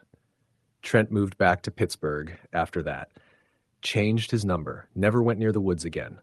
Kyle tried to put it behind him, got a job at a warehouse, stopped talking about the trip, even when his family asked. But one night, almost a year later, he woke up to find muddy footprints in his kitchen. They weren't his. He lived alone. The footprints weren't barefoot either. They looked like boots, but old ones, worn down. They led from his front door into the kitchen and then stopped. No prints back out. He checked the locks. Everything was secure. He installed cameras the next day, but they never caught anything. Sometimes he'd dream of Michael, standing at the edge of the woods, eyes black as tar, mouth moving but no words coming out. Other times he'd hear someone knocking at his door, always around 3 a.m. When he checked, no one would be there, but the cameras would glitch out for exactly 5 minutes during that time, every time. Eventually, he moved in with his sister in Ohio, left behind everything he owned. The police had closed Michael's case as accidental death, but Kyle knew better. So did Trent, though he refused to speak about it anymore. In the years since, other people have disappeared in those woods. Not a lot. One every few years. Hikers mostly. But it's always the same region. Harmon's Hollow. Locals don't like to talk about it. Some won't even drive near that trailhead. They say the woods there aren't dead, and they aren't alive either. They're just aware. They see you. They listen. And if they want to, they'll take something from you. And they don't always give it back. Story, the end. It started with a phone call from my cousin Brandon. We hadn't spoken in a while, maybe 3 years, give or take, but the moment I picked up and heard his voice, it was like nothing had changed. "You still hike?" he asked, skipping any formalities. "Yeah," I said, setting down my coffee. "Still do a lot of day hikes, some overnighters. Why?" "You ever hear of Dunlow Forest, northern Kentucky, about 20 miles off Route 7? I had to think for a second. I hadn't. I pulled my phone away to type it into Google, but he interrupted. "Don't bother looking it up. It's not listed as a public trail. It's old logging land. My buddy's family owns part of it. They're not exactly advertising it, but we can go if we want. The trails are rough, though." That should have been the first red flag. No maps, no rangers, no cell towers out there, but something about the way Brandon talked about it, like it was some hidden gem, sucked me in. A week later, we were driving down cracked asphalt, the pavement slowly narrowing into gravel, then dirt. Our SUV bounced on old ruts, the canopy above getting denser until the sky itself disappeared. It was mid-October, and the air had that cold bite that settles in your bones. The trees were halfway stripped of their leaves, the ground blanketed in crisp, damp foliage. We parked near an old gate made from rusted metal pipes chained together with a heavy padlock. Brandon unlocked it with a key his friend had given him. "You sure we're allowed to be out here?" I asked, grabbing my pack. "As long as we don't start a fire or leave trash, they don't care." That was the second red flag. No rules. No oversight. We hiked about 5 miles in before making camp. The trail was barely visible at times, just faint breaks in the undergrowth and old boot prints. But Brandon seemed to know where he was going. He pointed out where the loggers had cleared sections of the forest. Rotten stumps and shallow indentations in the earth told the story. Every now and then, we'd pass the rusted remains of equipment, an old winch, a broken saw blade, even the skeletal frame of a bulldozer eaten alive by rust. But what I remember most was the silence. Not the peaceful kind, the heavy, pressure in your ears kind of silence. No bird song, no squirrels chattering in the brush, just the sound of our own feet crushing leaves. That night, we set up our tent in a small clearing beside a dried-up creek bed. The ground was soft, almost too soft, and reeked faintly of rot. We cooked ramen on my backpacking stove and passed around a flask of whiskey as night fell. The stars above were bright, but the woods swallowed everything beyond our little bubble of light. "I came out here 2 weeks ago," Brandon said after a long silence. "Just to scout. Didn't stay the night, but I swear I heard something following me." I laughed. "A bear?" He shook his head. "No, not that kind of following. It never got close. But every few minutes, I'd stop and hear something else stop too. like it knew when I was listening. We both went quiet. You ever get that feeling like you're being watched? He added. Sure, I said, but I've never had it last long. He didn't respond. Instead, he poured another swig and handed me the flask. Around midnight, we turned in. The forest was pitch black. I laid there in my sleeping bag, staring at the nylon ceiling, heart ticking slower and slower as the alcohol faded. I must have drifted off at some point, but I woke to the unmistakable sound of footsteps outside the tent. I froze. They weren't close, maybe 20, 30 feet away, crunching slowly through the leaves. Not an animal. I know how deer and raccoons sound. This was 2 feet, deliberate steps. Heavy, slow. I thought it was Brandon at first, maybe taking a leak. But I looked over and his sleeping bag was still zipped, his body rising and falling with each breath. I wanted to call out, but something kept me silent. The footsteps circled once, twice, then stopped. I stared at the tent wall, barely breathing. And then, nothing. No retreat, no rustling. Just silence again. When I finally dozed off again, it felt like minutes later I was jolted awake by Brandon shaking me. We're leaving, he said, his face pale in the early morning light. What? Why? I heard it too. Something was outside. It stopped right next to the tent. I think it was watching us. We packed fast and hit the trail back, neither of us talking much. But the woods felt different on the way out, oppressive, like they didn't want us there.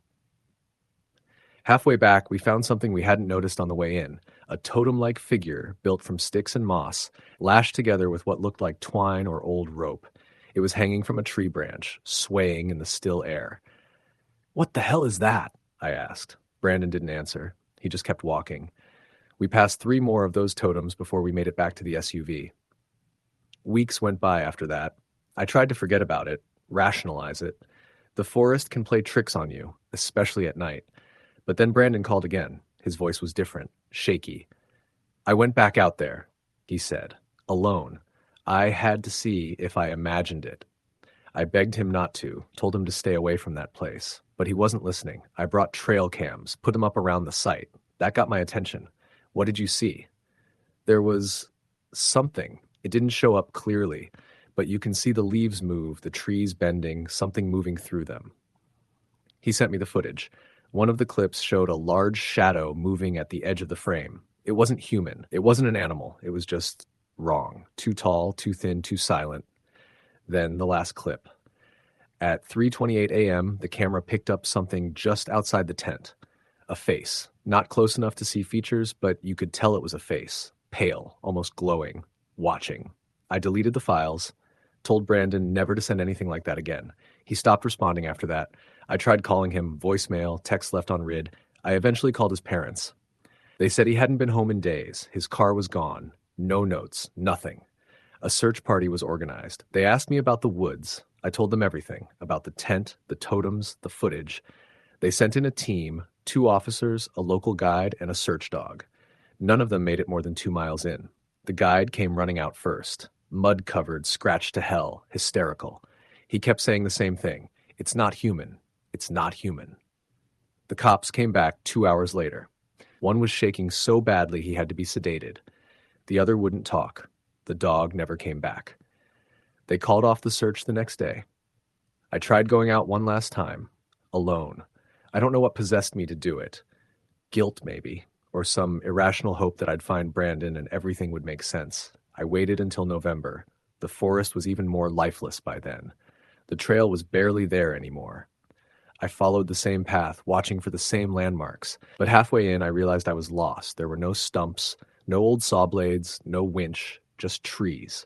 All around me, I turned back or tried to. Every step I took felt wrong, like I was walking deeper instead of out. The air got thicker, my breathing sharper. Then I saw him, Brandon, or something that looked like him. He was standing behind a tree about 50 feet away, not moving, not blinking.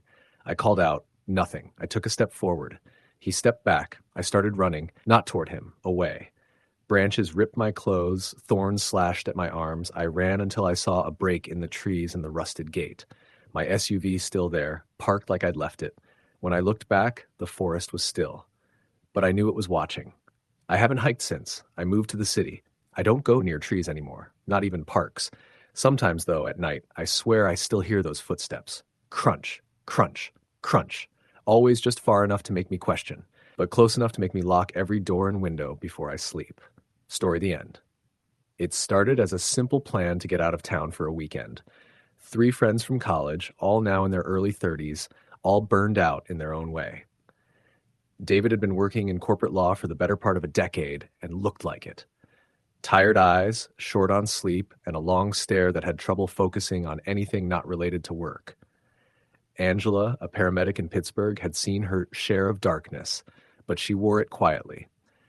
And then there was Marcus, laid back, always joking, always trying to make light of things, but that past year he'd been different. His laugh was thinner, his gaze a little heavier. The plan was David's idea, a weekend camping trip to Allegheny National Forest. He pitched it as a chance to disconnect, detox from the chaos of their routines, and maybe even recapture some of the freedom they had when they were younger. The woods were familiar enough, but they'd chosen a spot deep in, miles away from the usual campsites. David had found it online, an off-trail clearing said to be beautiful, quiet, and untouched. They loaded up 2 cars and drove out early Friday morning. The town of Kane was their last stop before entering the forest. They grabbed gas, snacks, and some last-minute supplies. As they were heading out, the old man at the gas station, skin leathery from the sun with white stubble and a voice like sandpaper, saw their gear and asked where they were headed. David told him the general area. The old man stopped pumping gas, looked directly at him, and said, "You boys stay out of them. Hemlock stretches." "Here?" David grinned. "That's the point. No crowds." The old man shook his head. "Ain't 'bout crowds. Some parts of those woods ain't right. A lot of folks go in and don't come back." Marcus smirked. "They probably just got lost. Or found something that don't want to be found," the man said. "You see any red thread tied to the trees, you turn around. That's your warning." They laughed about it in the car, of course. "Red thread warning," Marcus said, shaking his head. "That guy's probably watched too many horror movies." Angela wasn't laughing. She stared out the window and mumbled, "There's always some truth behind stories like that." The drive into the forest felt fine at first. Sunlight dappled through green leaves, windows down, music playing. The trail they planned to follow wasn't well marked, but David had a printout of directions from a backpacking forum, and Angela had it on GPS. It was a narrow path that led deep into a densely wooded area, a place without cell service and far enough from other campsites that they wouldn't see or hear another soul for the next 2 days. By the time they parked and loaded their gear, it was already mid-afternoon. The trail was rough, overgrown in places with gnarled roots and the ever-present hum of insects. It took them almost 2 hours to reach the clearing. When they did, it was off. Not in any obvious way. It was just too still. No birds, no squirrels. The only sound was wind high in the trees, and even that felt muted. Angela noticed it first. "You feel that?" she asked. Marcus looked around. "Feel what?" "Like we're being watched." David shrugged it off. "We're in the woods. Of course it feels that way." They set up camp anyway. 2 tents, 1 small fire pit, a makeshift kitchen area. It was quiet, but they tried to shake it off. David started cooking chili, Marcus wandered off to collect wood, and Angela tried to get the tent situated. When Marcus came back, he looked pale. So, weird thing. He held up a long piece of red thread. This was tied around a tree about 2 minutes that way. Angela stood up immediately. Nope, that's it. We're not staying here." David rolled his eyes. "You really think some old guy's superstition means we pack up and leave? It's probably just some hiker's trail marker." Angela didn't look convinced. "Or it's a warning." Marcus, who normally would have joked, was quiet. David gave in a little. "Fine. If it makes you feel better, we'll leave in the morning." That night, they sat around the fire, telling old stories and trying to drown the unease in cheap whiskey. The air felt heavier, and the silence grew. The woods didn't have the usual chorus of crickets or owls. It was just void. They went to bed around midnight. The wind had picked up a bit. David lay in his tent, just barely drifting off when he heard something, a soft shuffle. He held still, straining to listen. It came again, closer this time, a dragging sound like someone pulling something heavy across the ground. He peeked outside. The fire was out. The embers glowed faintly. Then he saw something, standing at the edge of the trees. A figure. Tall. Still. He froze, breath stuck in his throat. The shape didn't move. After maybe a minute, it turned and melted back into the woods. He told himself it was a trick of the light, maybe his imagination. He lay back down, eyes wide open, and didn't sleep. In the morning, Angela was already packing. "We're not staying," she said flatly. "Something was outside my tent. I heard breathing, right next to it." Marcus nodded. "Same. Thought it was you, Dave." "You walking around last night?" David shook his head. "I saw something too. A figure." That was it. They decided to hike back out. But when they returned to the trail, something had changed. The path they'd used to come in was gone. It should have been right at the north end of the clearing, but there was just more forest. David brought out the GPS. No signal. Angela tried using her compass, but the needle kept spinning in slow, lazy circles.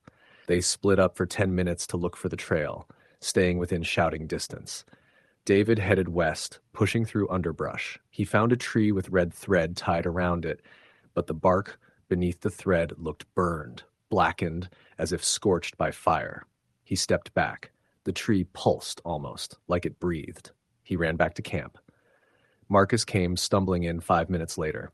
"Okay, something's seriously wrong. I walked straight east for 5 minutes. I came across a tree with a red thread tied around it. It looked exactly like the one we found yesterday." Angela was already pale. "I walked west, saw the same thing." It didn't make sense. They were walking in different directions and finding the same place. The woods weren't behaving normally. They decided to stay together and walk south. One direction, all three of them, without stopping. They marked trees with rocks and sticks to make sure they weren't going in circles. After nearly 2 hours, they found themselves back at their own campsite. Marcus dropped to the ground. "Nope, no way. We walked straight." Angela just sat down and put her head in her hands. David was staring at the tree near their tents. The red thread was now tied to it. That night, they kept the fire going. No one slept. They sat back to back, eyes on the trees. Around midnight, the wind died. The woods became dead quiet. Then the whispering started. It came from all directions. Whispers too soft to understand, but definitely voices. Not one, not two, dozens. Whispering things just beyond hearing. Words twisted in the leaves. David stood up with the flashlight, sweeping the beam across the trees. Nothing. Then something fast moved between the trunks, so quick it was just a blur. Then another, closer this time. They circled the campsite, just beyond the firelight. Angela held her knife tightly. "They're hurting us." The wind picked up again, but this time it wasn't natural. It came with a sound, low, humming, like chanting.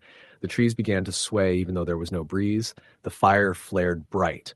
Then it went out as if smothered by invisible hands. Darkness swallowed them. David screamed and turned on his flashlight. The beam caught something just beyond the tents, a face. Pale. Hollow eyes, mouth open wider than humanly possible. Then it vanished. Angela grabbed David's arm. "We have to run." "Where?" "Anywhere." They ran. Through thorns, over roots, no trail, just blind panic. David's light bobbed wildly. Marcus tripped and hit the ground hard. David turned to help him, and that's when he saw the figure again, behind Marcus. It wasn't walking. It floated. Its arms stretched longer than its body. It didn't have feet, just shadow trailing like smoke. Angela yanked Marcus up and they kept running. After what felt like an hour, they burst into another clearing. Different this time. Smaller. There was an old shack, rotting and half collapsed. It looked abandoned for decades. They ducked inside and barricaded the door with what they could find. Inside were old papers, furniture eaten by insects, and the faint smell of burnt wood. David found a journal. Most pages were ruined, but one entry stood out.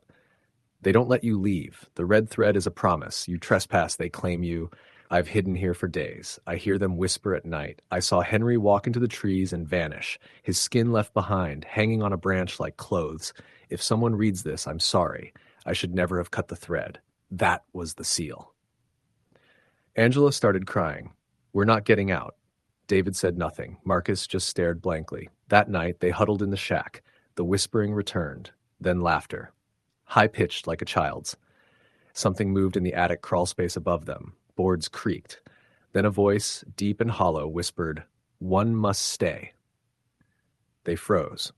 David's flashlight flickered. The walls around them began to darken, as if something was bleeding through the wood.